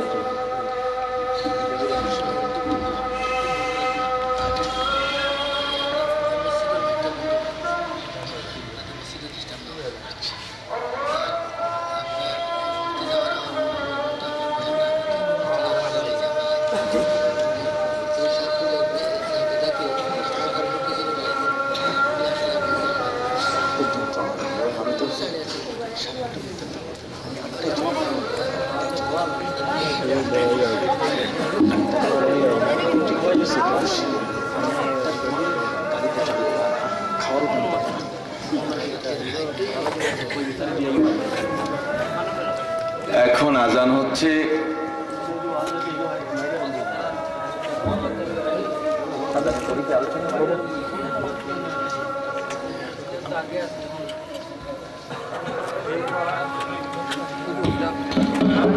সম্মানিত হাজরিন, হুজুরের বয়ানের পরে নামাজ হবে। এশার জামাত আমাদের মাদ্রাসার মাঠে হুজুরের বয়ানের পরে হবে, তাই আপনারা ধৈর্য সহকারে বসুন। হাজিরিন যারা দাঁড়ানো আছেন দয়া করে যদি ভিতরে আসেন, খুবই কৃতার্থ হব।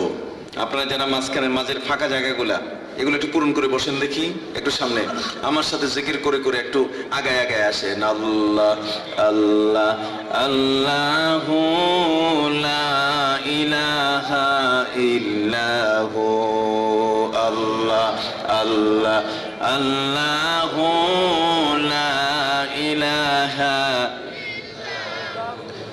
আল্লাহ আল্লাহ আল্লাহু লা ইলাহা ইল্লাহু, আল্লাহ আল্লাহ আল্লাহু লা ইলাহা,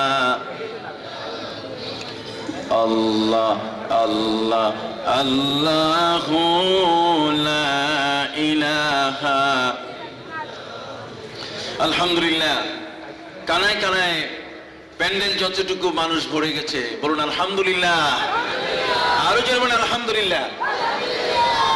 মাহফিলের সফলতা এখানেই যে আপনারা সকলেই উপস্থিত হয়েছেন, এই প্রতিষ্ঠানটিকে আপনারা ভালোবাসেন। কোরআন এবং সুন্নাহ, আল্লাহ এবং আল্লাহ রসুল আপনাদের কাছে জীবনের চেয়ে প্রিয়, এটি হলো তার বাস্তব প্রমাণ। আমি আপনাদের খেদমতে বলতেছিলাম, এই জগতের মধ্যে আজ কোরআন নিয়ে গবেষণা হচ্ছে। কি নিয়ে গবেষণা হচ্ছে? কোরআন। কোরআনের গবেষণা করতে গিয়ে গবেষকরা, বিজ্ঞানীরা প্রশ্ন তুলেছে, বলো তো দেখি, তোমাদের কোরআন বলছে ইহা বলি মাইয়াশাউ ইনাসা, কোন কোন পরিবারকে শুধুমাত্র মেয়ে তিনি দেন, আর কোন কোন পরিবারকে শুধুমাত্র তিনি ছেলে দেন। খালি মেয়ে কেমনে জন্ম নেয়, ছেলে কেন আসে না? খালি ছেলে কেন জন্ম নেয়, মেয়ে কেন আসে না? এক বিশাল প্রশ্ন তারা করেছে। আল্লাহর হাবিব প্যারা নবী রাসূল আকরাম সাল্লাল্লাহু আলাইহি ওয়াসাল্লাম তিনি ইরশাদ করেছেন, আন ইবনে আব্বাস রাদিয়াল্লাহু তাআলা আনহুমা আন্নাহু قال قال رسول الله صلى الله عليه وسلم إذا سبق ماء الرجل فكان الولد ذكرا وإذا سبق ماء المرأة فكان الولد أنثى وإن استوى فكان الولد خنثى مشكل أو كما قال النبي صلى الله عليه وسلم। আল্লাহর হাবিব বলেন, বাপ মায়ের মধ্যে বাপের অনুকোষ যদি মায়ের গর্ভাশয়ে প্রথম আসে, বাপের অনুকোষ মায়ের গর্ভাশয়ে প্রথম আসলে সেখান থেকে ছেলে জন্মগ্রহণ করি। আর মায়ের গর্ভাশয়ে মায়ের ডিম্বাণুতে যদি মায়ের অনুকোষ প্রথমে আসে, তাহলে সেখানে মেয়ে জন্ম নেয়। ইভেন আল্লাহর হাবিব হযরত ইবনে আব্বাসকে বলে দিলেন, রে আব্দুল্লাহ শুনে নাও, মায়ের মাধ্যমে সন্তানের চোখের দৃষ্টি তৈরি হয়। সুবহানাল্লাহ। যে শিশু, যে ছেলে, যেই সন্তান মায়ের সাথে বেয়াদবি করে, তার চোখের জ্যোতি নষ্ট হয়ে যায়, চোখ থাকে না। চোখ কি থাকে না। আর মা যদি দোয়া করে দেন, তাহলে চোখের দৃষ্টি কি ফিরে আসে। চোখের দৃষ্টির সাথে মায়ের দোয়ার বিরাট সম্পর্ক। এই পৃথিবীতে আলেম কুল শিরোমণি ইমামুদ দুনিয়া ফিল হাদিস আল ইমামুল হুমাম মুহাম্মদ ইবনে ইসমাইল ইবনে ইব্রাহিম ইবনে মুগিরা আল বারদিসবা আল জৌফি আল ইয়ামানি আল বুখারী, এই পৃথিবীর মধ্যে হাদিস জগতের সেরা পণ্ডিত মানুষ ইমাম বুখারী, তিনি যখন জন্মগ্রহণ করেছিলেন তার চোখের জ্যোতি ছিল না। ইমাম বুখারী জন্মলগ্ন থেকে তিনি কিছু দেখতে পেতেন না, চোখের জ্যোতি ছিল না তার। মা যখন ইমাম বুখারী একটু একটু বড় হওয়া শুরু করলেন, মা যা দেন বুখারী তা দেখেন না, বুখারীর দৃষ্টিতে ধরা পড়ে না। ইমাম বুখারী, যিনি বুখারী শরীফ লিখেছেন, যার নামে বুখারী 30 পারা 7372 খানা হাদিস, যার মাধ্যমে বুখারী শরীফ আনা হয়েছে, বুখারী শরীফ লিপিবদ্ধ হয়েছে। হাজিরিন, আমি আপনাদের খেদমতে আরজ করতে চাই, 6 লক্ষ হাদিস সমগ্র থেকে 6 লক্ষ হাদিসের হাফেজ তিনি। 6 লক্ষ হাদিস তার মুখস্থ ছিল। সেখান থেকে 7272 অথবা 7372 খানা হাদিসের বিশাল এমন এক সমগ্র 2 খণ্ডে বিভক্ত 30 পারা বুখারী শরীফ। কন্যা সুবহানাল্লাহ। সেই বুখারীর লেখক তিনি যখন জন্ম নিয়েছেন, বড় হওয়া পর্যন্ত তার চোখের জ্যোতি ছিল না। মা যখন বুঝতে পারলেন ছেলে আমার চোখে দেখে না, তখনই তিনি জায়নামাজ বিছায় সিজদায় পড়ে গেছেন। আল্লাহর কাছে ডাক দিয়ে বলে, মাবুদ, এই ছেলেটি আমার, এই ছেলেটি তোমার প্রতি আমি উৎসর্গ করলাম। এ যদি বড় হয় তাহলে তোমার কোরআন পড়বে, তোমার নবীর হাদিস পড়বে। তুমি দয়া করে তার চোখের দৃষ্টিটুকু ফিরিয়ে দাও। মা সেজদা থেকে মাথা উঠান নাই।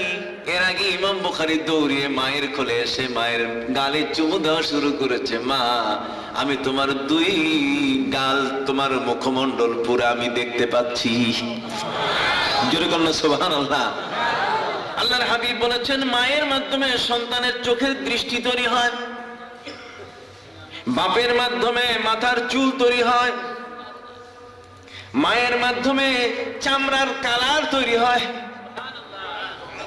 মা আর বাবার দেহের কোন অংশে কতটুকু শরীর আছেন বিশ্বনবী, এই বিশ্ব জগতের মহাবিজ্ঞানী, এই বিশ্ব জগতের সায়েন্স জগতের সবচেয়ে বড় বিজ্ঞানের মহাবিজ্ঞানী সেই মুহাম্মদুর রাসূলুল্লাহ সাল্লাল্লাহু আলাইহি ওয়াসাল্লাম তিনি বলে দিয়েছেন যে একটি শিশুর ভেতরে মায়ের অংশ কোনখানে কতটুকু, বাপের অংশ কোনখানে কতটুকু। আজ পর্যন্ত পৃথিবীর বিজ্ঞানাগারগুলোতে, ল্যাবরেটরিগুলোতে আজ গবেষণা হচ্ছে, কিন্তু এ পর্যন্ত কোনো বিজ্ঞানী আলাদা করে দেখাতে পারেন নাই। এ পর্যন্ত কোনো বিজ্ঞানী আলাদা করে বলতে পারেন নাই একটি শিশুর দেহের এই অংশে বাপের অংশ আছে, এই অংশে মায়ের অংশ আছে, এতটুকুতে মা আছেন, এতটুকুতে বাবা জুড়ে আছেন। আজ পর্যন্ত পৃথিবীর কোনো ডাক্তার, ইঞ্জিনিয়ার, পৃথিবীর কোনো MBBS FRCS বলতে পারে নাই। পারছে? জোরে কন্যা, পারছে? কে বললেন?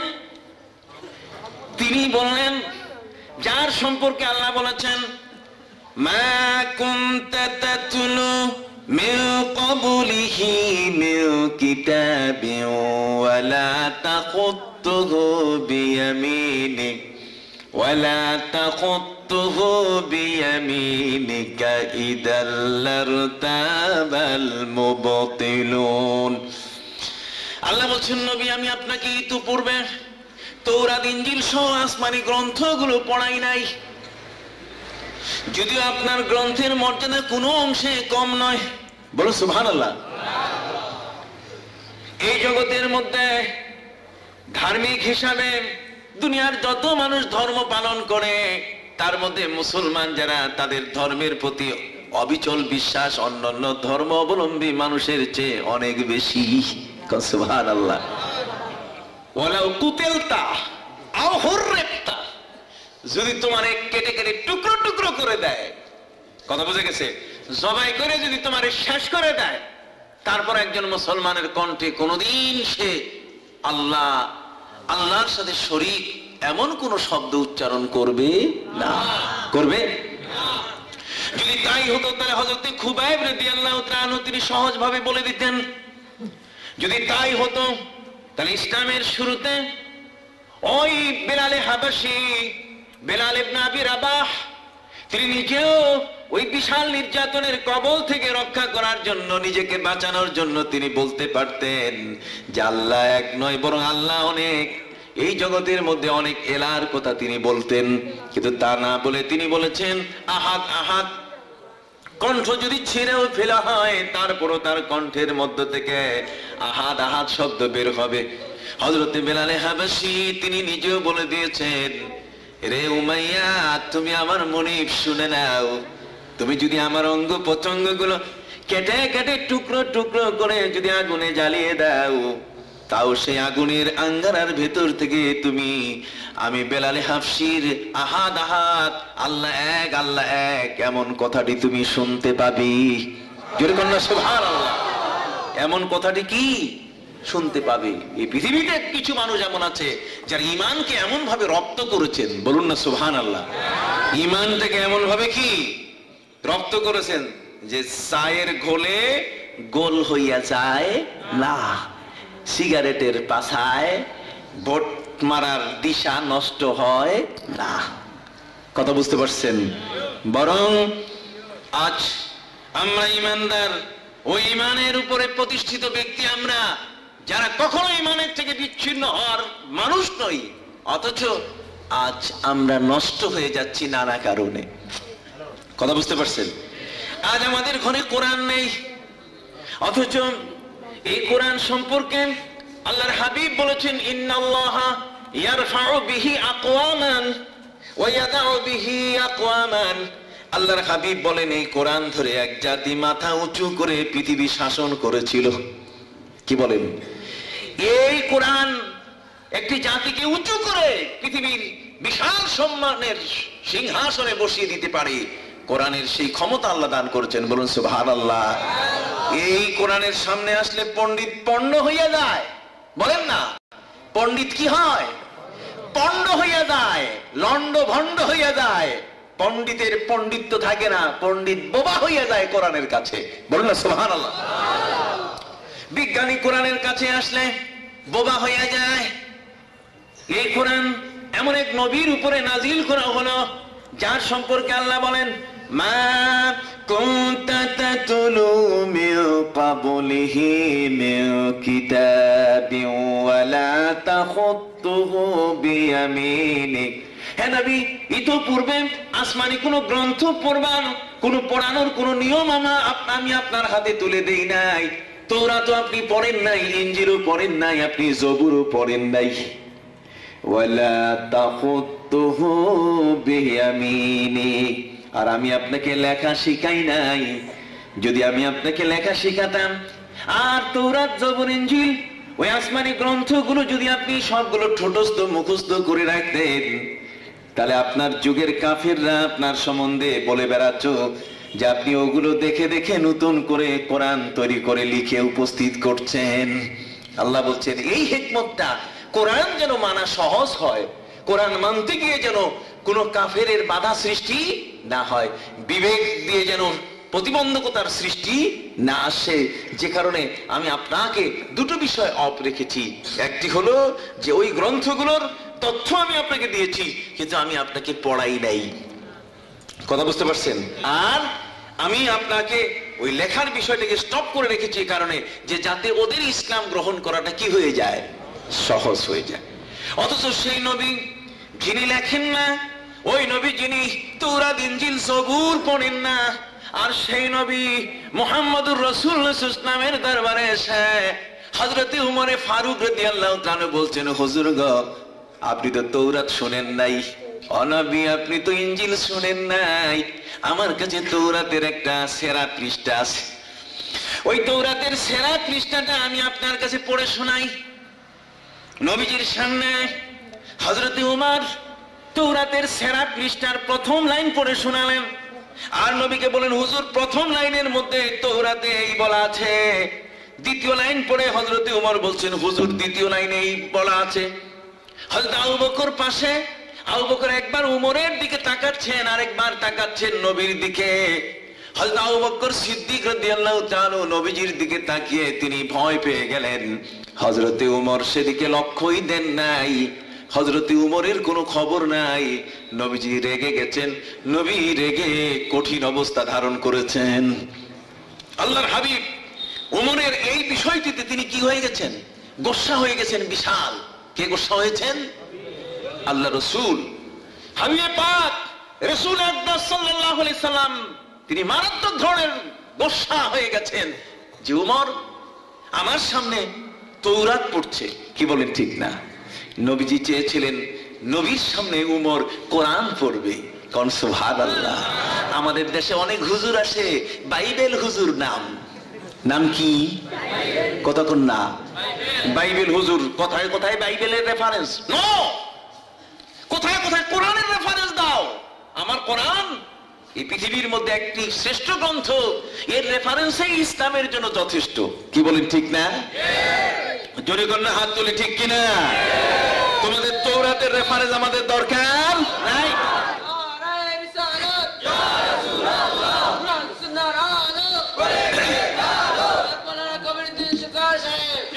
হাজরিন, তোমাদের ওই ইনজিলের রেফারেন্সের প্রয়োজন নাই।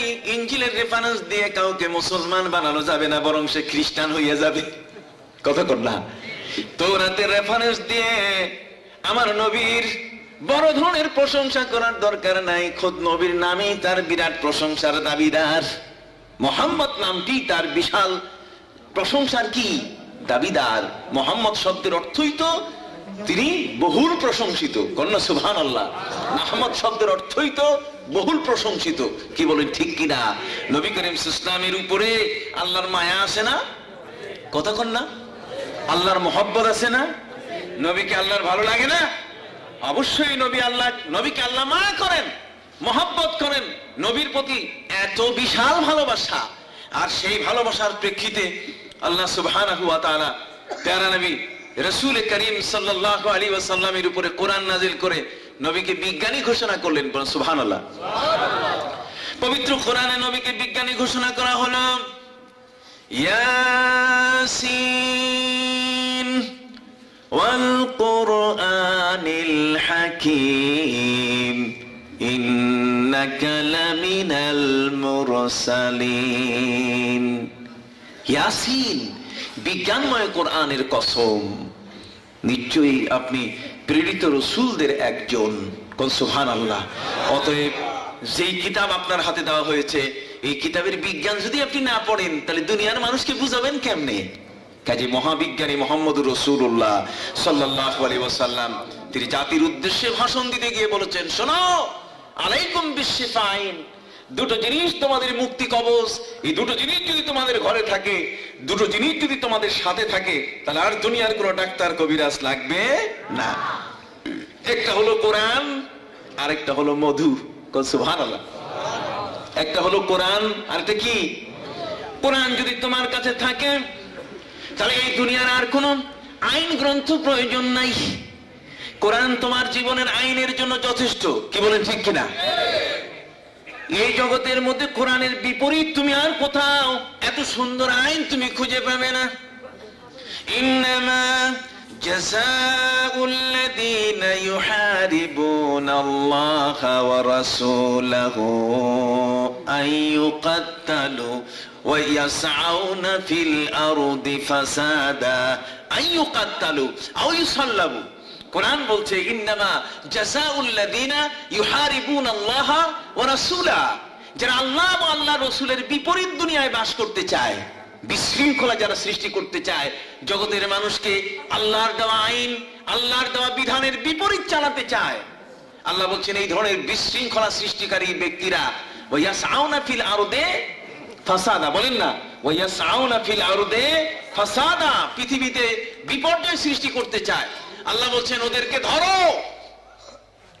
আইয়ুকাত্তালু, এই পৃথিবীতে যারা মানুষের শান্তি নষ্ট করে তাদেরকে কতল করো। কতক্ষণ না, কি করো? কতল করো। তাহলে সন্ত্রাস যারা করে, মানুষের শান্তি যারা নষ্ট করে, কোরআনের বিধান, তাকে কি করো? জোরে বলেন, কি? আইয়ুকাত্তালু, কতল করো। কোথায় কতল করবে? গোপনে?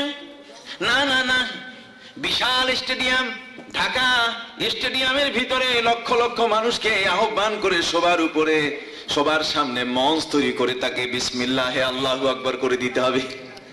কথা কন না, কি করতে হবে? বিসমিল্লাহে। কি বাবা, কলিজায় কি দরদ আসছে নাকি? কোরআন বলছে না, কোন সন্ত্রাসীর মৃত্যুর খবর শুনে যদি কারো অন্তরের মধ্যে মায়া সৃষ্টি হয়, তাহলে এটা গুনাহ কবিরা। এটা গুনাহ কি? কবিরা। বুঝতে পারছেন? কোন দুষ্ট দুরাচার যে মানুষের শৃঙ্খলা নষ্ট করে, জীবনের নিরাপত্তা নষ্ট করে, সেই ব্যক্তির মৃত্যুর খবর শুনে কোন মুসলমানের কলিজায় যদি কষ্ট আসে, আহা লোকটা মারা গেল, এটাও বলা যাবে না। কথা বুঝতে পারছেন? এবং বলা হয়েছে যারা প্রত্যক্ষ দর্শন করবে তাদের অন্তরে যেন সামান্যতম মায়া সৃষ্টি না হয়। কথা বুঝতে পারছেন? সন্ত্রাসীর মামু বাড়ি নাই, সন্ত্রাসীর খালু বাড়ি নাই, সন্ত্রাসীর মন্ত্রী মিনিস্টার এমপি নাই। বুঝতে পারছেন কথা? অতএব কোরআন বলছে ওয়ায়াসাউনা ফিল আরদি ফাসাদা, পৃথিবীর জনজীবনকে বিপর্যস্ত করার জন্য যদি কেউ চেষ্টা করে তাহলে ধরো আইয়ুকাতালু, ধরার পর ইসলামের আইন তাকে বিশাল লক্ষ লক্ষ মানুষের সামনে বড় ধরনের উঁচা মঞ্চ তৈরি করে মঞ্চের উপরে শোয়াইয়া বিসমিল্লাহ আল্লাহু আকবার কইরা দাও। আও ইউকাতালু আও ইউসাল্লাবু, যদি সে কঠিন সন্ত্রাসী হয়, যদি সে গলা কাটা আজিজ হয়, আর না হলে কুত্তা আসলাম হয়, আর যদি সে কালা জাহাঙ্গীর হয়, এমন যদি কেউ হইয়া বসে, কথা বলেন না, টপ টেরর, গডফাদার হইয়া গেছে, টেররিস্ট হইয়া গেছে, কথা বুঝতে পারছেন? যদি মানুষের জীবনের শৃঙ্খলা নষ্টের ক্ষেত্রে যদি এমন কোন ব্যক্তি করে বসে, তার ইসলাম সেখানে বিধান দিয়েছে দ্বিতীয় নম্বর, যে ওরে শুধু কতল করলেই হবে না, বিসমিল্লাহ আল্লাহু আকবার দিলে চলবে না, বরং কি করতে হবে? ওই মঞ্চের উপরে একটা খুঁটি খাড়া করতে হবে। বুঝেন আমার কথা? আমার কথা তো আপনাদের বুঝার কথা, আমি তার আজকে নতুন আপনাদের এখানে আসি না। মঞ্চের উপরে একটা বিরাট খুঁটি খাড়া করতে হবে, খুঁটি মানে খাম্বা, একটা পিলার দাঁড় করাতে হবে, কথা বুঝতে পারছেন? ওই খুঁটির উপরে তাকে ফাঁসিতে করে ঝুলাতে হবে, তার পুরা হাত পায়ের মধ্যে লম্বা লম্বা গজাল লোহা, নৌকা দেখছেন নৌকা, ওই নৌকার বড় কাঠটার ভিতরে যেই লোহাটা ভরে দিতে হয়, ওইটা কি ছোট মাপে না ওইটা 10 ইঞ্চি? কথা কন না। ইসলাম বলছে ওরে 10 ইঞ্চি লোহা গাইরা দাও, খাতির নেই। ওই সাল্লাবু, তাকে শুলি দাও, শুলি দিয়ে তাকে ঝুলায় রাখো, যাতে দুনিয়ার সকল মানুষ এটা দেখে মুসলমানের প্রতি শ্রদ্ধাশীল হয়, মানুষের জীবনে নিরাপত্তার ক্ষেত্রে আরো আদর্শবান হয়, কখনো যেন সাহস না করে যে আমি যদি শান্তি নষ্ট করি তাহলে আমারও কিন্তু 10 ইঞ্চি, কথা কন না, গজাল লোহা কি আছে, আমারও কপালে 10 ইঞ্চি গজাল লোহা আছে, অতএব আমার বাঁচার কোনো উপায় থাকবে না। ইসলাম কত চমৎকার বিধান দিয়েছে, পর্যায়ক্রমে আও তুকাত্তা আইদিহিম ওয়া আরজুলুহুম মিন খিলাফ। আল্লাহ পাক রব্বুল আলামিন কোরআনে হাকিমে বলেন, যদি চোর সাথী চোর হয় আর যদি পাতি চোর হয়, কথা কন না, সাথী চোর পাতি চোর মানে মেম্বারি করতে গিয়ে গম চুরি করছে, মেম্বার সাহেবকে ধরতে হবে, কথা বুঝতে পারছেন? হাজিরিন, যে অপরাধী হোক না কেন অপরাধীকে ক্ষমা করা যাবে না, অপরাধী অপরাধী, চোর চোরেই, চোরের যেই লেভেলেই থাক না কেন, কথা বুঝতে পারছেন? সে কি চোরেই। অতএব আউতুকাত্তা আইদিহিম, যদি কেউ এরকম সাথী চোর হয়, পাতি চোর হয়, কথা বুঝলেন, টাওয়াল চোর হয়, কম্বল চোর হয়, এই ধরনের কম্বল চোর, টাওয়াল চোর, সাথী চোর, পাতি চোর যদি এই ধরনের পাওয়া যায়, তাহলে ইসলাম বলছে আউতুকাত্তা আইদিহিম, তাহলে ওদের একটা হাত আর উল্টা করে একটা পা, যদি বাম পা কেটে দাও তাহলে ডাইন হাত একসাথে কাটতে হবে। চোরের হাত কাটা হয় একটা, কথা বুঝতে পারলেন? আর যে সন্ত্রাস সৃষ্টি করে মানুষের জীবনের নিরাপত্তা নষ্ট করে, তার হাত পা দুইটা একসাথে কাটতে হবে, তবে মানে একটা আরেকটার বিপরীত করে, ডাইন পাও কাটলে বাম হাত কাটতে হবে, ডাইন পাও আর বাম হাত একসাথে, অথবা বাম হাত আর ডাইন হাত কি একসাথে। এখন আপনি বলবেন যে হুজুর এটা কেমন, চোরের তো হাত কাটা হয় একটা, কিন্তু এই বেটার তো সর্বনাশ, পাও গেল হাতও গেল, কন না, পাও গেল হাতও গেল, হাত পা দুটোই তার গেল, এটা তো এক বড় কঠিন ব্যাপার। আমি বলবো ভাইরা আমার, পবিত্র কোরআনের যে কোনো বিধান হিকমত থেকে, কৌশল থেকে, আল্লাহর কৌশল থেকে খালি নয়। আল্লাহ পাক রব্বুল আলামিন তিনি যে হাত পা ওই উল্টা উল্টি করে কাটার বিধান দিয়েছেন, এটা এই কারণে, লোকটা তো এক হাত আর এক পা উল্টা উল্টি করে কাটলে তো মারা যাবে না, মারা যাবে কি? তাহলে নিশ্চয়ই সে কি ঘরে বসে থাকবে? আপনার কথা বলছেন না, লোকটা কি ঘরে বসে থাকবে? তাহলে কোথায়? নিশ্চয়ই সে বাইরে আসবে, তো বাইরে আসলে নিশ্চয় একটা লাঠি নিবে, আর লাঠি নিলে সে ভেলকি দিয়ে হাঁটবে, ভেলকি দিয়ে হাঁটবে, কন্যা কি দিয়ে হাঁটবে? ভেলকি দিয়ে হাঁটবে, ভেলকি দিয়ে হাঁটবে। তো ভেলকি দিয়ে হাঁটলে সবার নজর পড়বে, কিরে এই বেটা ভেলকি দেয় কেন? দেখবে একখান ঠ্যাং, একখান পা আর একখান হাত নাই। তার মানে এ ছিল সন্ত্রাসী। কি ছিল? ওইটা দেখে, ওই ভেলকিটা দেখেই কলিজার মধ্যে ভয় আসবে যে যদি আমি কিছু করি তো আমারও ভেলকি দেওয়া হবে। কথা বুঝতে পারছেন? ইসলামের ওয়াফিল কিসাসে হায়াতুন ইয়া উলিল আলবাব, ইসলামের এই সকল শাস্তি বিধানের মধ্যে রয়েছে একটি জাতির বেঁচে থাকার নিরাপত্তা, জীবন। কথা বুঝতে পারছেন? অথবা যদি চোর এমন হয়, সন্ত্রাসী যদি এমন হয় শুধু ডাইল খাওয়া শুরু করছে, ডাইল খাওয়া বুঝলেন তো, মানে ওই চান্দাবাজি শুরু করছে, এখনো পুরোপুরি পাকা হয় নাই, এরকম যদি অপুক্ত কোনো চান্দাবাজ ধরা পড়ে, তাহলে ইসলামের বিধান হচ্ছে তারে যে এলাকায় ধরা পড়বে ওইখান থেকে তাকে খাগড়াছড়ি বান্দরবনে পাঠিয়ে দিতে হবে। ওইখানে যে এসপি আছে, ওখানে যিনি ডিসি আছেন, এসপি ডিসির সাথে তাকে দিয়ে দিতে হবে যে আপনার অধীনে আপনি এটা নিয়ে নামাজ পড়বেন আর হেদায়েত করবেন। কথা বুঝতে পারছেন? যেদিন ওইটা ভালো হবে সেদিন এলাকায় ঢুকতে পারবে, তার আগে আসার কোনো অনুমতি নাই। চিল্লায় বলেন, ইসলামের এই বিধান মানব জীবনের নিরাপত্তার জন্য প্রয়োজন আছে কিনা? হাত উঁচু করে বলেন, আছে কিনা? ওরা পড়ে না, ওদের স্কুল কলেজগুলোতে এটা পড়ানো হয় না, যে কারণে ওদের মায়া বেশি, দরদ বেশি। যার মাল চুরি হয় সে বুঝে তার ক্ষতি হয়েছে কত বড়। কি বলেন, ঠিক না? যার নিজের মানুষটা নিহত হয়েছে, যাকে মেরে ফেলা হয়েছে, সেই পরিবারটা বুঝে যে তার ক্ষতি হয়েছে কত বড়। এই জন্য একটি হাতের বিনিময়ে 5 বছরের জেল নয়। একটি হাত যদি কারো কেটে ফেলা হয়, একটি নাক যদি নষ্ট করা হয়, কান যদি ছিঁড়ে ফেলা হয়, ইসলাম বলছে সিন্না বিসিন্নে, দাঁতের বদলে দাঁত। দাঁত যদি একটা ভাঙে তাহলে ওরে ধরে আস্তে করে কাও হ্যাঁ, তারপরে লাগাও হাতুর, একসাথে হ্যাঁ করার সাথে সাথে দাঁত ভেঙে দাও, দেখবে আর জীবনে কোনোদিন কারো দাঁতে হাত দিবে না। চিল্লা বলেন না সুবহানাল্লাহ? আরো জোরে বলেন সুবহানাল্লাহ। এ হলো আমার কোরআন। যে কোরআনের মধ্যে রয়েছে আমার বিচার বিজ্ঞান, যে কোরআনের মধ্যে রয়েছে আমার শাসন বিজ্ঞান, যে কোরআনের মধ্যে রয়েছে আমার আইন বিজ্ঞান, এই কোরআনের মধ্যে রয়েছে আমার বাড়ি করার নিয়ম। আমি আইন বুঝবো, আমি শাসন বুঝবো, আমি বিচার বুঝবো, কিন্তু আমি থাকবো কোথায়, কেমন বাড়ি করবো সে নিয়ম বুঝবো না। কোরআন সেটা বলবে না, হতে পারে না। হাজিরিনের কারণে আল্লাহ পাক রব্বুল আলামিন কোরআনে হাকিমের সূরা নহল নাযিল করার সাথে সাথে তোলপাড় শুরু হয়েছে।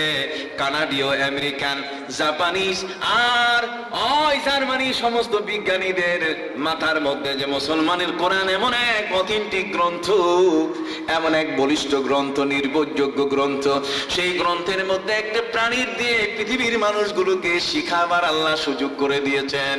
ওয়া আওহা রাব্বুকা ইলাল নাহলি আনিত্তাখিযি وأوحى ربك إلى النحل أن اتخذي من الجبال بيوتا ومن الشجر ومما يعرشون। বড় করে বলেন সুবহানাল্লাহ। ভাইরা আমার, একটি মৌমাছি কেমন করে বাড়ি বানাবে, তার বসত বাড়ি কেমন হবে, কোথায় কিভাবে বাস করবে, কোরআন একটা প্রাণীর বসতির কথা বলে দিয়েছে, কোথায় সে বাস করবে। আল্লাহ বলেন, ওয়াওহা রাব্বুকা ইলান নাহলি আনিত্তাখিযি মিনাল জিবালি বুয়ুতা। রে মৌমাছির দল, তোমরা যখন মৌচাক বানাবে, বাড়ি বানাবে, এই বাড়িটা বানাও কোথায়? পাহাড়ের উঁচু শৃঙ্গে, পাহাড়ের উঁচু টিলায়, পাহাড়ের উঁচু টিলায় মৌচাক বানাও। মৌমাছিদেরকে আল্লাহ তাআলা অনুমতি দিয়েছেন যে তোমরা উঁচু জায়গায় বাড়ি বানাইতে পারবে। বড় করে বলেন সুবহানাল্লাহ। যদি পাখায় বাতাস সামাল দিতে কষ্ট হয়, ওই টিলা পর্যন্ত উড়তে যদি তোমাদের কষ্ট হয় মৌমাছিরা, আল্লাহ বলেন আমি তোমাদের বাড়ি বানানোর জন্য সেকেন্ড টাইম অনুমতি দিলাম। ওয়া মিনাশ শাজারে, গাছের ডালে তোমরা মৌচাক বানাও, আমি অনুমতি দিয়ে দিলাম। সুবহানাল্লাহ। ওয়া আওহা রাব্বুকা ইলান নাহলি আনিত্তাখিযি মিনাল জিবালি বুয়ুতা। পাহাড়ের উঁচু টিলায় বাড়ি বানাও, সেখানে যদি বাড়ি বানাতে কষ্ট হয়, আল্লাহ বলেন তোমাদেরকে আমি অনুমতি দিয়ে দিলাম, মৌমাছিরা তোমরা বাড়ি বানাও, গাছের ডালে ডালে মৌচাক বানাও। গাছের ডালে ডালে মৌচাক বানাতে যদি তোমাদের কষ্ট হয়, আল্লাহ কোরআন শরীফের মধ্যে তাদেরকে অনুমতি দিলেন, মানুষ যে ঘরের মধ্যে বাস করে ওই ঘরের কোণার মধ্যে মৌচাক বানাও। কোন সুবহানাল্লাহ, কোন জায়গায় বলেন না? মানুষ যে ঘরের বাস করে, যে ঘরের মধ্যে মানুষের অবস্থান, ছোট ছোট বাচ্চা নিয়ে, শিশু বাচ্চা নিয়ে, সবাই স্ত্রী পুত্র সন্তান সন্ততি নিয়ে যেই ঘরের মধ্যে বাস করে, আল্লাহ বলছেন আমি মৌমাছিকে অনুমতি দিলাম সেই ঘরের, সেই বাড়ির কোণার মধ্যে বাড়ি বানাইতে। পাহাড়ের উঁচু টিলায় যদি না হয়, গাছের ডালে, গাছের ডালে যদি পছন্দ না হয়, তাহলে বাড়ির কোণায়। বিজ্ঞানীরা, আমরা তো কোরআন শরীফের তেলাওয়াত করতে যাইয়া সামি আল্লাহু লিমান হামিদা পর্যন্ত, কথা বুঝতে পারছেন, রুকু সেজদা, মাশাআল্লাহ কি সুন্দর কোরআন শরীফের আয়াত, কিন্তু বিজ্ঞানীরা বলছে কি রে, 3 জায়গায় বাড়ি বানাবার জন্য অনুমতি দিল কেন? এটা তো রাজুক প্ল্যান। কারণ সুবহানাল্লাহ, এটা কি শহরের বাড়িঘর নির্মাণের প্ল্যান? ওদেরকে কাছে এনে মানুষের ঘরের পাশে যেখানে মানুষ বাস করবে, সেই মানুষের ঘরের কোণার মধ্যে উঁচু জায়গায় মৌমাছিদেরকে আল্লাহ পাক রব্বুল আলামিন ঘর বানানোর যে অনুমতি দিলেন, বিজ্ঞানীরা অবাক বিস্ময়ে নেত্রে তাকিয়ে আছে। অবাক দৃষ্টিতে দেখে তারা গবেষণার এক দুয়ার খুলে পেল। তারা দেখতে পেল এখানে আল্লাহ পাক রব্বুল আলামিন শুধু মৌমাছিকে ঘর বানানোর রাজুক প্ল্যান দেন নাই, বরং একটা মৌমাছিরা এরা যখন মৌচাক বানায়, এরা একটা মৌচাকের মধ্যে প্রায় 12,000 কামরা বিশিষ্ট প্রাসাদ বানায়। 12,000 কামরা বিশিষ্ট কি প্রাসাদ বানায়। বিজ্ঞানীরা দেখলো যে একটা মৌমাছি যদি 12,000 প্রাসাদ বিশিষ্ট অ্যাপার্টমেন্ট তৈরি করতে পারে, তাহলে মানুষ তুমি বসে আছো কেন? তোমার ঘরের কাছে তো মৌমাছি দিয়ে তোমার ঘর বানাবার পদ্ধতি শিখাই দিছি। জোরে কন্যা সুবহানাল্লাহ। এই মৌমাছির মৌচাক দেখে অ্যাপার্টমেন্ট বানানো শুরু হয়েছে। কথা বুঝতে পারছেন? এই যে ফ্ল্যাট গুলো হচ্ছে আপনার ইয়েতে, আপনার সিলেটে, কি বলেন, আপনাদের এই জিন্দা বাজারে, ওই সমস্ত এলাকায়, আমাদের ঢাকা শহরের বিভিন্ন জায়গায়, চট্টগ্রামের বিভিন্ন এলাকায়, শহরগুলোতে, জেলা শহরগুলোতে যে অ্যাপার্টমেন্ট গুলো হচ্ছে, এগুলো মূলত সূচনা হয়েছে কার থেকে? আরে মৌমাছি না, কোরআন থেকে। কার থেকে? আপনি বলবেন যে হুজুর, তাহলে দয়া করে বলেন কোরআন শরীফে অ্যাপার্টমেন্টের কথা আছে কি? আমি বলবো যে কোরআন শরীফের মধ্যে কোনো বাদ পড়ে নাই, সবের কথা আছে। আল্লাহ বলেছেন, মান ফাররাতনা ফিল কিতাবি মিন শাই। আমি কোরআনের মধ্যে তোমার কোন জিনিসের কথা আমি বলা বাকি রাখি নাই। সব কিছুর কথা কোথায় আছে? কোরআন শরীফের মধ্যে আছে। এই কোরআন যদি তুমি পড়ো, তাহলে তোমার ঘরের মধ্যে আর মাস্টার প্রয়োজন হবে না। কোরআন যদি তুমি পড়ো, তাহলে পৃথিবীর মধ্যে এত বড় পরামর্শ দেওয়ার মতো জগতের মধ্যে আর বন্ধু তুমি পাবে না যে কোরআন তোমাকে সাহায্য করবে। কোরআন তোমার ঘরে মহাপণ্ডিতের কাজ দেবে, মহাবিজ্ঞানীর কাজ দেবে। কোরআন তোমার ঘরে আইনের কাজ দেবে, বিচারের কাজ দিবে। কোরআন শাসন অনুশাসনের কাজ দিবে। যে কারণে কোরআন তুমি ছেড়ে দিও না, খবরদার। কোরআন যদি তুমি ছেড়ে দাও, তাহলে তোমার মতো এ হতভাগা জগতের মধ্যে আর কেউ নাই। যেটা আল্লামা ইকবাল তার ভাষায় বলেছেন, ওয়াদামে তুম হো নাসারা তু তামাদ্দুন মে হুনুত, ওয়াদামে তুম হো নাসারা তু তামাদ্দুন মে হুনুত, ये मुसलमान है जिन्हें देखकर शर्माए यहूद। আজ আমরা মুসলমান, আমাদের ঘরে কোরআন থাকবে, আমরা কোরআনের সাথে সম্পৃক্ত হব। আজ সেই শিক্ষার সাথে আমাদের যোগাযোগ নাই, যে কারণে আমাদের ঈমান দুর্বল। এক ঘোলা চায়ে আমাদের সবকিছু নষ্ট করে দেয় মানুষ। কথা বুঝতে পারছেন? এই জন্য আল্লাহ পাক রব্বুল আলামিন বলছেন, ইন্নাল্লাযীনা ক্বালু রাব্বুনাল্লাহ। যখন কোন ব্যক্তি বলবে যে আমার রব কে? আল্লাহ। জোরে বলেন, আমার রব কে? আল্লাহ। ইন্নাল্লাযীনা ক্বালু রাব্বুনাল্লাহ। যখন কোন ব্যক্তি বলবে আমার প্রভু আমার আল্লাহ, আমার রব আল্লাহ, আমার লালন করতে আল্লাহ, ত্রাণ করতে আল্লাহ, খাদ্যদাতা আল্লাহ, আমার জীবনের সব কিছুতে আমার আল্লাহ। ইন্নাল্লাযীনা ক্বালু রাব্বুনাল্লাহু সুম্মা ইসতাকামু।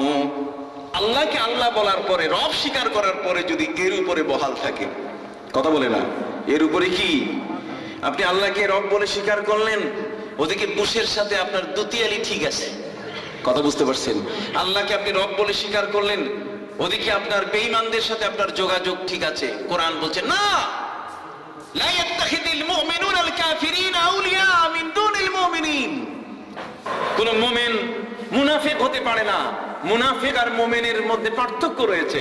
মুনাফিক হচ্ছে কাশাতিল আয়রা, তুইরু ইলা হাজি মাররাতান ওয়া তুহিরু ইলা হাজি মাররাতান। মুনাফিক হচ্ছে পাঠা ছাগল, এটা ধর্ম নাই, এটা কাকড়া। এটা কি কন্যা? এটা কি কাকড়া? কাকড়া দুই দিকে চলে, কয় দিকে? যদি এইদিকে যখন চলে আপনি বাধা দেন, তখন আরেক দিকে চলা শুরু করে, এটার নাম মুনাফিক। এটার নাম কি? মুনাফিক। এই জন্য কাকড়া খেলে মুনাফিকই তৈরি হয়। ইসলামে মুসলমানদেরকে কাকড়ার অনুমতি দেওয়া হয় নাই। যদি কাকড়া খায় তাহলে দেখবেন, ধরেবেন যে ওটা মুনাফিক হয়ে যাবে।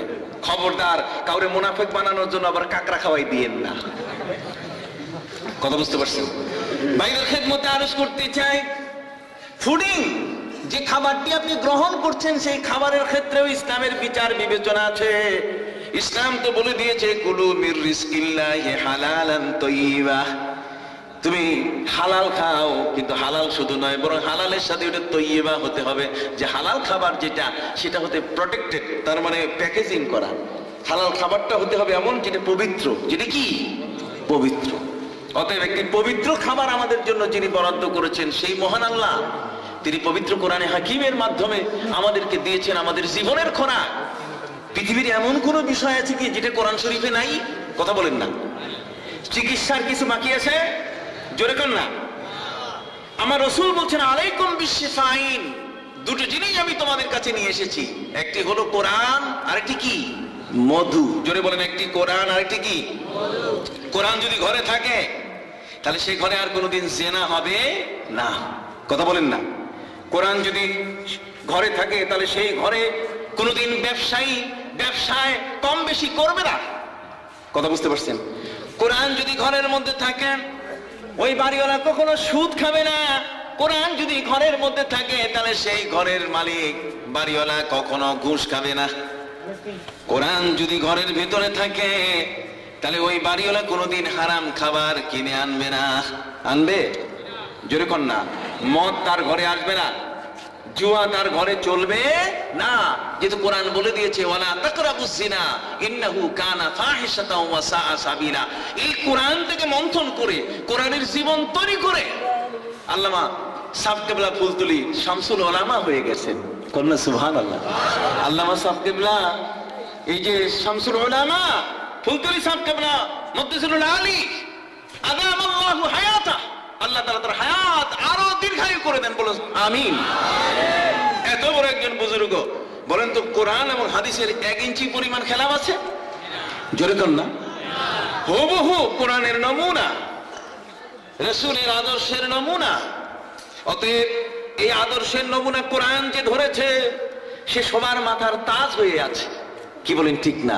ইন্নাল্লাহা ইয়ারফাউ বিহি আকওয়ামা। এই কোরআনকে যে ধারণ করে, কোরআনের চর্চা, কোরআনের বাইরে কি ফুলতুলি সাহেব কেবলাকে নেওয়া যাবে? সাহেব কেবলা ফুলতুলিকে নেওয়া যাবে? বলেন না। কোরআন সুন্নাহর বাইরে নেওয়া যাবে না। যদিও কেউ কেউ এখানে এসে ভাড়াটিয়ার মতো কথা বলা শুরু করে। কথা বুঝতে পারছেন? যে ঘরের বউ মিলাদ পড়ে না। কথা বল না। ঘরের বউ কি মিলাদ পড়ে না? এখন বউ ওয়াহাবি হয়ে গেছে, তাহলে ওই বউ নিয়ে আপনি থাকেন কেমনে? কথা বুঝেন নাই? আমি বলবো, এই সমস্ত কথাবার্তা বলা মানে সমাজের মধ্যে ফিতনা সৃষ্টি করা। আমাদের স্ত্রী যারা, তারাও মিলাদ পড়ে। কথা বলেন না। আমাদের স্ত্রীরা কি, এটা আপনার জানা নাই? আমাদের ঘরের মেয়েরা নবীর মহব্বতে তারাও নবীজির উপরে দরুদ পড়ে, তারাও নবীকে সালাম দেয়। নবীকে সালাম দেওয়া শুধু পুরুষের কাম, এটা মহিলাদের কাম না। পাইছেন কই? কথা বলেন না। নবীজিকে সালাম কি শুধু পুরুষরাই দিবে, মহিলারা দিবে না? তাহলে মহিলাদেরকে কেন ওই মদিনা মুনাওয়ারায় তাদের জন্য সকাল 7টা থেকে 11টা পর্যন্ত সময় করে দেওয়া হয়? রাসূলের মদিনায় রওজা মুবারকে আজ থেকে মাত্র কয়েকদিন আগেও তো আমি আসলাম। আল্লাহ পাক রব্বুল আলামিন রাসূলের দরবার থেকে, সেখান থেকে বিদায় নিয়ে আসছি। বুঝতে পারছেন? 23 তারিখ বিকালে ফিরেছি মদিনা মুনাওয়ারা থেকে। সেই মদিনা মুনাওয়ারায় সকাল 7টা থেকে নিয়ে বেলা 11টা পর্যন্ত মেয়েদেরকে সেখানে কি রসুলের সালাম দেওয়ার জন্য, আমার রসুলকে সালাম বলার জন্য সুযোগ দেওয়া হয়। দুপুর জোহরের নামাজের পর থেকে নিয়ে বেলা 3টা পর্যন্ত, 2:30টা পর্যন্ত মেয়েদেরকে সেখানে রসুলের রওজা মোবারকের সামনে গিয়ে নবীজিকে সালাম দিতে দেওয়ার সুযোগ দেওয়া হয়। তাহলে আপনি কি করে বুঝলেন যে আমাদের স্ত্রীরা নবীজিকে সালাম দেয় না? নবীজিকে ইয়া নবী সালাম আলাইকা বলেন, আপনি বুঝলেন কিভাবে? আমাদের স্ত্রীরা ওয়াহাবি নয়, আমাদের স্ত্রীরাও আমাদের মতো সুন্নি। যারা বলেন সুবহানাল্লাহ, হাত উঁচু করে বলেন সুবহানাল্লাহ, হাত উঁচু করে বলেন সুবহানাল্লাহ। আমরা এমন স্ত্রী আমরা ঘরে রাখি না, এমন স্ত্রী আমাদের ঘরে নাই যে স্ত্রী আমার রসুলের মহব্বতে নাই, যে রসুলের মহব্বতে দ্বিধা করে দ্বন্দ্ব করে, এমন বউ আমাদের ঘরে নাই। আমাদের মেয়েরা পবিত্র, আমরা যেমন রসুলকে জীবন দিয়ে ভালোবাসি, আমাদের ঘরের মেয়েরাও রসুলকে জীবন দিয়ে কি ভালোবাসে। যদি তাই না হতো, যদি তাই না হতো, তাহলে উহুদের যুদ্ধের সময় আমার রাসূল সাল্লাল্লাহু আলাইহি ওয়াসাল্লাম যখন দান্দান মোবারকে আঘাত হলো, নবীজি মাটির উপরে পড়ে গেলেন। হযরতে খাতুনে জান্নাত ফাতেমাতুজ জাহরা আমার নবীজির দাঁতের মধ্যে কাপড় পুড়িয়ে সেখানে ব্যান্ডেজ করা শুরু করলেন। বললেন, ফাতেমা রে, তুমি কাপড় পুড়ে ব্যান্ডেজ লাগাই দাও, আমার দাঁতের থেকে প্রচুর পরিমাণে রক্তক্ষরণ হচ্ছে, এই রক্তক্ষরণ বন্ধ করার জন্য মেডিকেল টিম দরকার। নবীজি বলছেন, কোনো মেডিকেল টিমের প্রয়োজন নাই, কাপড় পুড়িয়ে তুমি কাপড়ের ছাইগুলো আমার দাঁতে লাগাই দাও, দেখবে ফাতেমা দাঁতের রক্তক্ষরণ বন্ধ হয়ে যাবে। সাথে সাথে খাতুনে জান্নাত ফাতেমাতুজ জাহরা রাসূল তানায়া তিনি কাপড় পুড়ে নবীজির দাঁত মোবারকে আহত জায়গায়, ক্ষত জায়গায় লাগিয়ে দিলেন। ক্ষত জায়গায় লাগিয়ে দেওয়ার সাথে সাথে কি হয়েছে? রক্তক্ষরণ, রক্ত পড়া বন্ধ হয়ে গেছে। কথা কি বুঝতে পারছেন? নবীজি যে পাথরের উপরে মাথা রেখেছেন, আমি কেমনে বুঝাবো আপনাদেরকে? বুঝাবার ভাষা আমার না, এটা মহব্বতের টান। চোখটা যদি মহব্বতের হয় তাহলে লাইলি আর কালো হয় না, লাইলি বিশ্ব সুন্দরী হইয়া যায়। কথা কয় না? মজনু আর লাইলি, কথা কন না? লাইলি মজনু। লাইলি মানে কি? লাইলুন মানে রাত, রাত কারে কয়? রাত মানে কালো। মজনু যারে ভালোবাসছে, যেই মেয়েটারে, এটা হলো রাতের কালোর চেয়েও কালো। কথা কন না? রাতের কালোর চেয়েও কি কালো। তো লোকে তাকে বলছে, রে মজনু, মজনু মাথা খারাপ। মজনু মানে মাথা খারাপ। কথা বুঝলেন? রে মজনু, তুমি কি মজনু? মাথা কি তোমার খারাপ হয়ে গেছে? কই কি হয়েছে বলো তো? কই তুমি যারে ভালোবাসো সেটা তো একেবারে রাতের কালোর চেয়ে আরো বেশি কালো। মজনু বলছে, বেকুব, তোমার চোখ আমার চোখ না। যদি লাইলিরে দেখতে চাও তাহলে আমার চোখ দুইটা খুলে তোমার চোখে ফিট করো, তাহলে দেখতে পাবে যে লাইলি কালো, রাতের কালোর চেয়ে কালো না, এটা আলোর চেয়ে অনেক আলো। জোরে কন্যা সুবহানাল্লাহ, আরো জোরে বলো না সুবহানাল্লাহ। আমি আমার ভাইদের খেদমতে আরজ করতে চাই, প্যারা নবী হযরত মুহাম্মদুর রাসূলুল্লাহ সাল্লাল্লাহু আলাইহি ওয়াসাল্লাম হলেন আমাদের জীবনের চেয়ে সবচেয়ে প্রিয় নবী। তার শান এবং মান, তার প্রতি শ্রদ্ধা নিবেদন করে জগতে সাহাবায়ে কেরামের ঈমান বলিষ্ঠ হয়েছে। নবীকে বাদ দিয়ে আবু বকর সিদ্দিক বুজুর্গিতে আগাইতে পারেন নাই, নবীজিকে বাদ দিয়ে উমরে ফারুক বুজুর্গিতে আগাইতে পারেন নাই। পারছেন? নবীজিকে বাদ দিয়ে আলী মুর্তাজা হতে পারেন নাই, নবীজিকে বাদ দিয়ে হযরত উসমান যুন্নুরাইন হতে পারেন নাই। নবীজিকে নিয়েই আবু বকর সিদ্দিক হয়ে গেলেন, নবীজিকে নিয়ে উমর ফারুক হয়ে গেলেন, নবীজিকে নিয়ে হযরত আলী মুর্তাজা হয়ে গেলেন। অতএব আমি আমার ভাইদের খেদমতে আরজ করতে চাই, আমার নবীকে বাদ দিয়ে কোথাও কিছু পাওয়া যাবে না। যাবে কি? কোথাও কিছু পাওয়া যাবে না।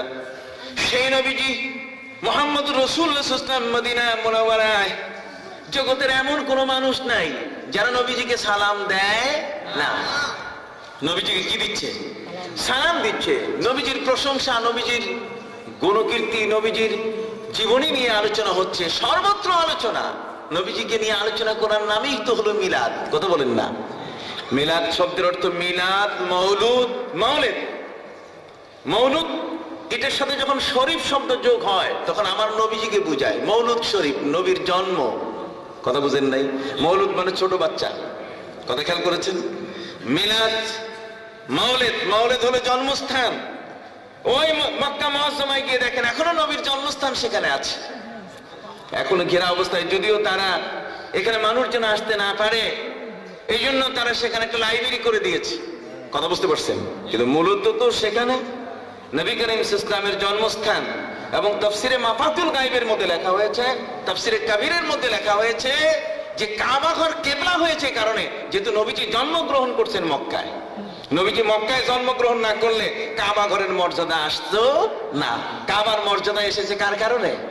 নবীর কারণে। এই জন্য নবীকে বলা হয় কাবাকে কাবা, কাবার কাবা তিনি। আপনারা কি কথা বুঝতে পারছেন? এই জন্য আল্লাহর কোরআনকে যারা স্বীকার করেছে, কোরআনের অনুযায়ী যারা নিজেদেরকে প্রতিষ্ঠিত করেছে, ইন্নাল্লাযীনা ক্বালু রাব্বুনাল্লাহু সুম্মা ইসতাকামু, আল্লাহকে স্বীকার করার পরে আল্লাহর কোরআন অনুযায়ী যারা জীবন যাপন করেছে, তাতানাজ্জালু আলাইহিমুল মালায়েকা, আল্লাহ বলেন তাদের উপরে আমার ফেরেশতারা এসে ভিড় জমাবে। সুবহানাল্লাহ। তাদের ভক্ত শুধুমাত্র মানুষই হবে না, বরং ওদের ভক্ত ফেরেশতারা পর্যন্ত হয়ে যাবে। ফেরেশতারাও তাদের সাহায্যের হাত বাড়িয়ে দিয়ে তাদের পাশে এসে দাঁড়াবে। তাতানাজ্জালু আলাইহিমুল মালায়েকা, এসে তারা বলবেন আল্লাহ তাখাফু ওয়া লা তাহজানু ওয়া আবশিরু বিল জান্নাতিল্লাতী কুনতুম তুআদুন। আল্লাহকে আল্লাহ বলে স্বীকার করার পর তার সকল বিধিবিধানকে যারা মেনে নেয়, তার বিধান অনুযায়ী যারা চলে, নবীর আদর্শ অনুযায়ী জীবন যারা গঠন করে, আল্লাহ পাক রব্বুল আলামিন পবিত্র কোরআনে বলেন ওই ব্যক্তির মৃত্যুর আগ পর্যন্ত এই দুনিয়ার গোটা মানুষগুলো সেই মানুষটির উপরে তাদের সবকিছু উজাড় করে দিতে চায়। ফেরেশতারা পর্যন্ত ভক্ত হয়ে যায়। এরপরে বলে ফেরেশতারা আল্লাহ তাখাফু, আপনি কোরআনের উপরে আছেন, নবীর হাদিস নিয়ে আছেন, কাজেই এর বাইরে যেহেতু নাই, আমরা আপনাদের সাথে আছি, কোনো ভয় নাই, কোনো চিন্তা নাই।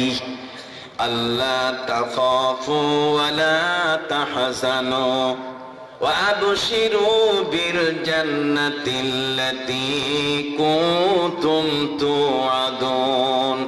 এমন ব্যক্তিদের জন্য দুনিয়ায় বসে তারা জান্নাতের সংবাদ পেয়ে যায়। সুবহানাল্লাহ। এরা ওই সাহাবা ইকরাম, এরা আউলিয়া ইকরাম, এরা বুজুর্গানে দ্বীন, এরা আল্লাহর পথে নিজের জীবনকে প্রতিষ্ঠিত করার কারণে তাদের সম্মান অনেক বড় কিনা। রে ভাই, তোমরা কবরে যাইতে নিষেধ করো। যাইয়া দেখো দেখি বাগদাদ শরীফে, যাইয়া দেখো দেখি আজমির শরীফে, একটি মানুষের জীবিত অবস্থায় তার কাছে মানুষের যেমন ভিড় ছিল, মরার পরও তার কবরে কি আসে? ভিড় আসে কিনা বলেন তো? আল্লাহ তাআলা সব কেবলা ফুলতুলি মকদুদুল্লাহ আলীর হায়াত দারাজ করে দিক। আজ যত মানুষ তার ভক্ত, কি বলেন ঠিক না? এই ভক্ত এরা তাদের বংশধর সহ কিয়ামত পর্যন্ত তার ভক্তের সংখ্যা কমবে না। কেননা ইন্নাল্লাযীনা ক্বালু রাব্বুনাল্লাহু সুম্মা ইসতাকামু, আল্লাহকে আল্লাহ বলে স্বীকার করার পর তার আদেশ মতো জীবন যাপন করছে। কি বলেন ঠিক কিনা? কোনো ব্যত্যয় ঘটেনি। সাধনা মহাসাধনা সবকিছুই শেষ করে দিয়ে তারা আল্লাহর মাহবুব বান্দায় পরিণত হয়েছেন। অতএব এই সমস্ত ব্যক্তিবর্গের কাছে ফেরেশতারা সাহায্যের হাত বাড়িয়ে দিয়ে তাদের পাশে এসে যায়। সুবহানাল্লাহ। মৃত্যুর মুহূর্তে আল্লাহ তাদেরকে জান্নাত দেখাই দিবেন এবং ফেরেশতারা বলবেন নাহনু আউলিয়াউকুম ফিল হায়াতিদ দুনিয়া, এই দুনিয়ায় যেমন আমরা আপনার ভক্ত হয়ে পাশে ছিলাম, বডিগার্ড ছিলাম, কবরে যাওয়ার পরও আমরা আপনার সাথী হব। সুবহানাল্লাহ। নাহনু আউলিয়াউকুম ফিল হায়াতিদ দুনিয়া ওয়া ফিল আখিরাহ। তারপর ওয়ালাকুম ফিহা মা তাশতাহি আনফুসুকুম ওয়ালাকুম ফিহা মা তাদউন, যা চাবেন জান্নাতের সবকিছু রেডি। কবরে যাওয়া মাত্রই, দুনিয়া থেকে সরা মানে কবরে যাওয়া মাত্রই আল্লাহর নেয়ামত শুরু হয়ে যাবে। কি ভাই, এমন ভালো জীবন আমরা চাই কিনা? হাত উঁচু করবেন, চাই কিনা? যদি চেয়ে থাকি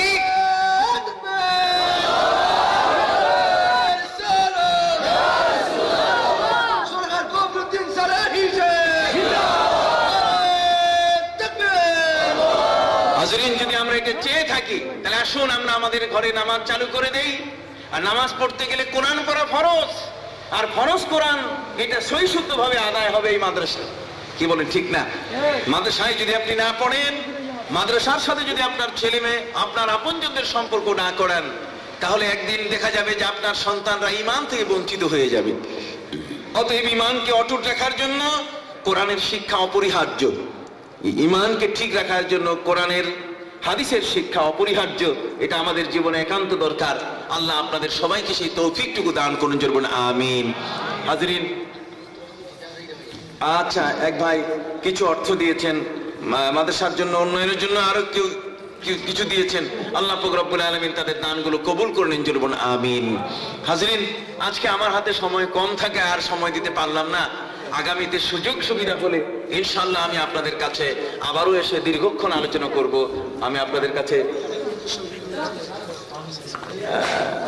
পরে তো হাজরিন, এখন আমি আপনাদের কাছে একটু বলতে চাই, সবাই দুরূদ শরীফ পড়ুন। আল্লাহুম্মা সাল্লি আলা সাইয়্যিদিনা ওয়া নাবিয়িনা ওয়া শাফিঈনা ওয়া হাবিবিনা ওয়া মাওলানা মুহাম্মদ সাল্লাল্লাহু আলাইহি ওয়া আলা আলিহি ওয়া সাহবিহি ওয়া বারাকা ওয়া সাল্লাম।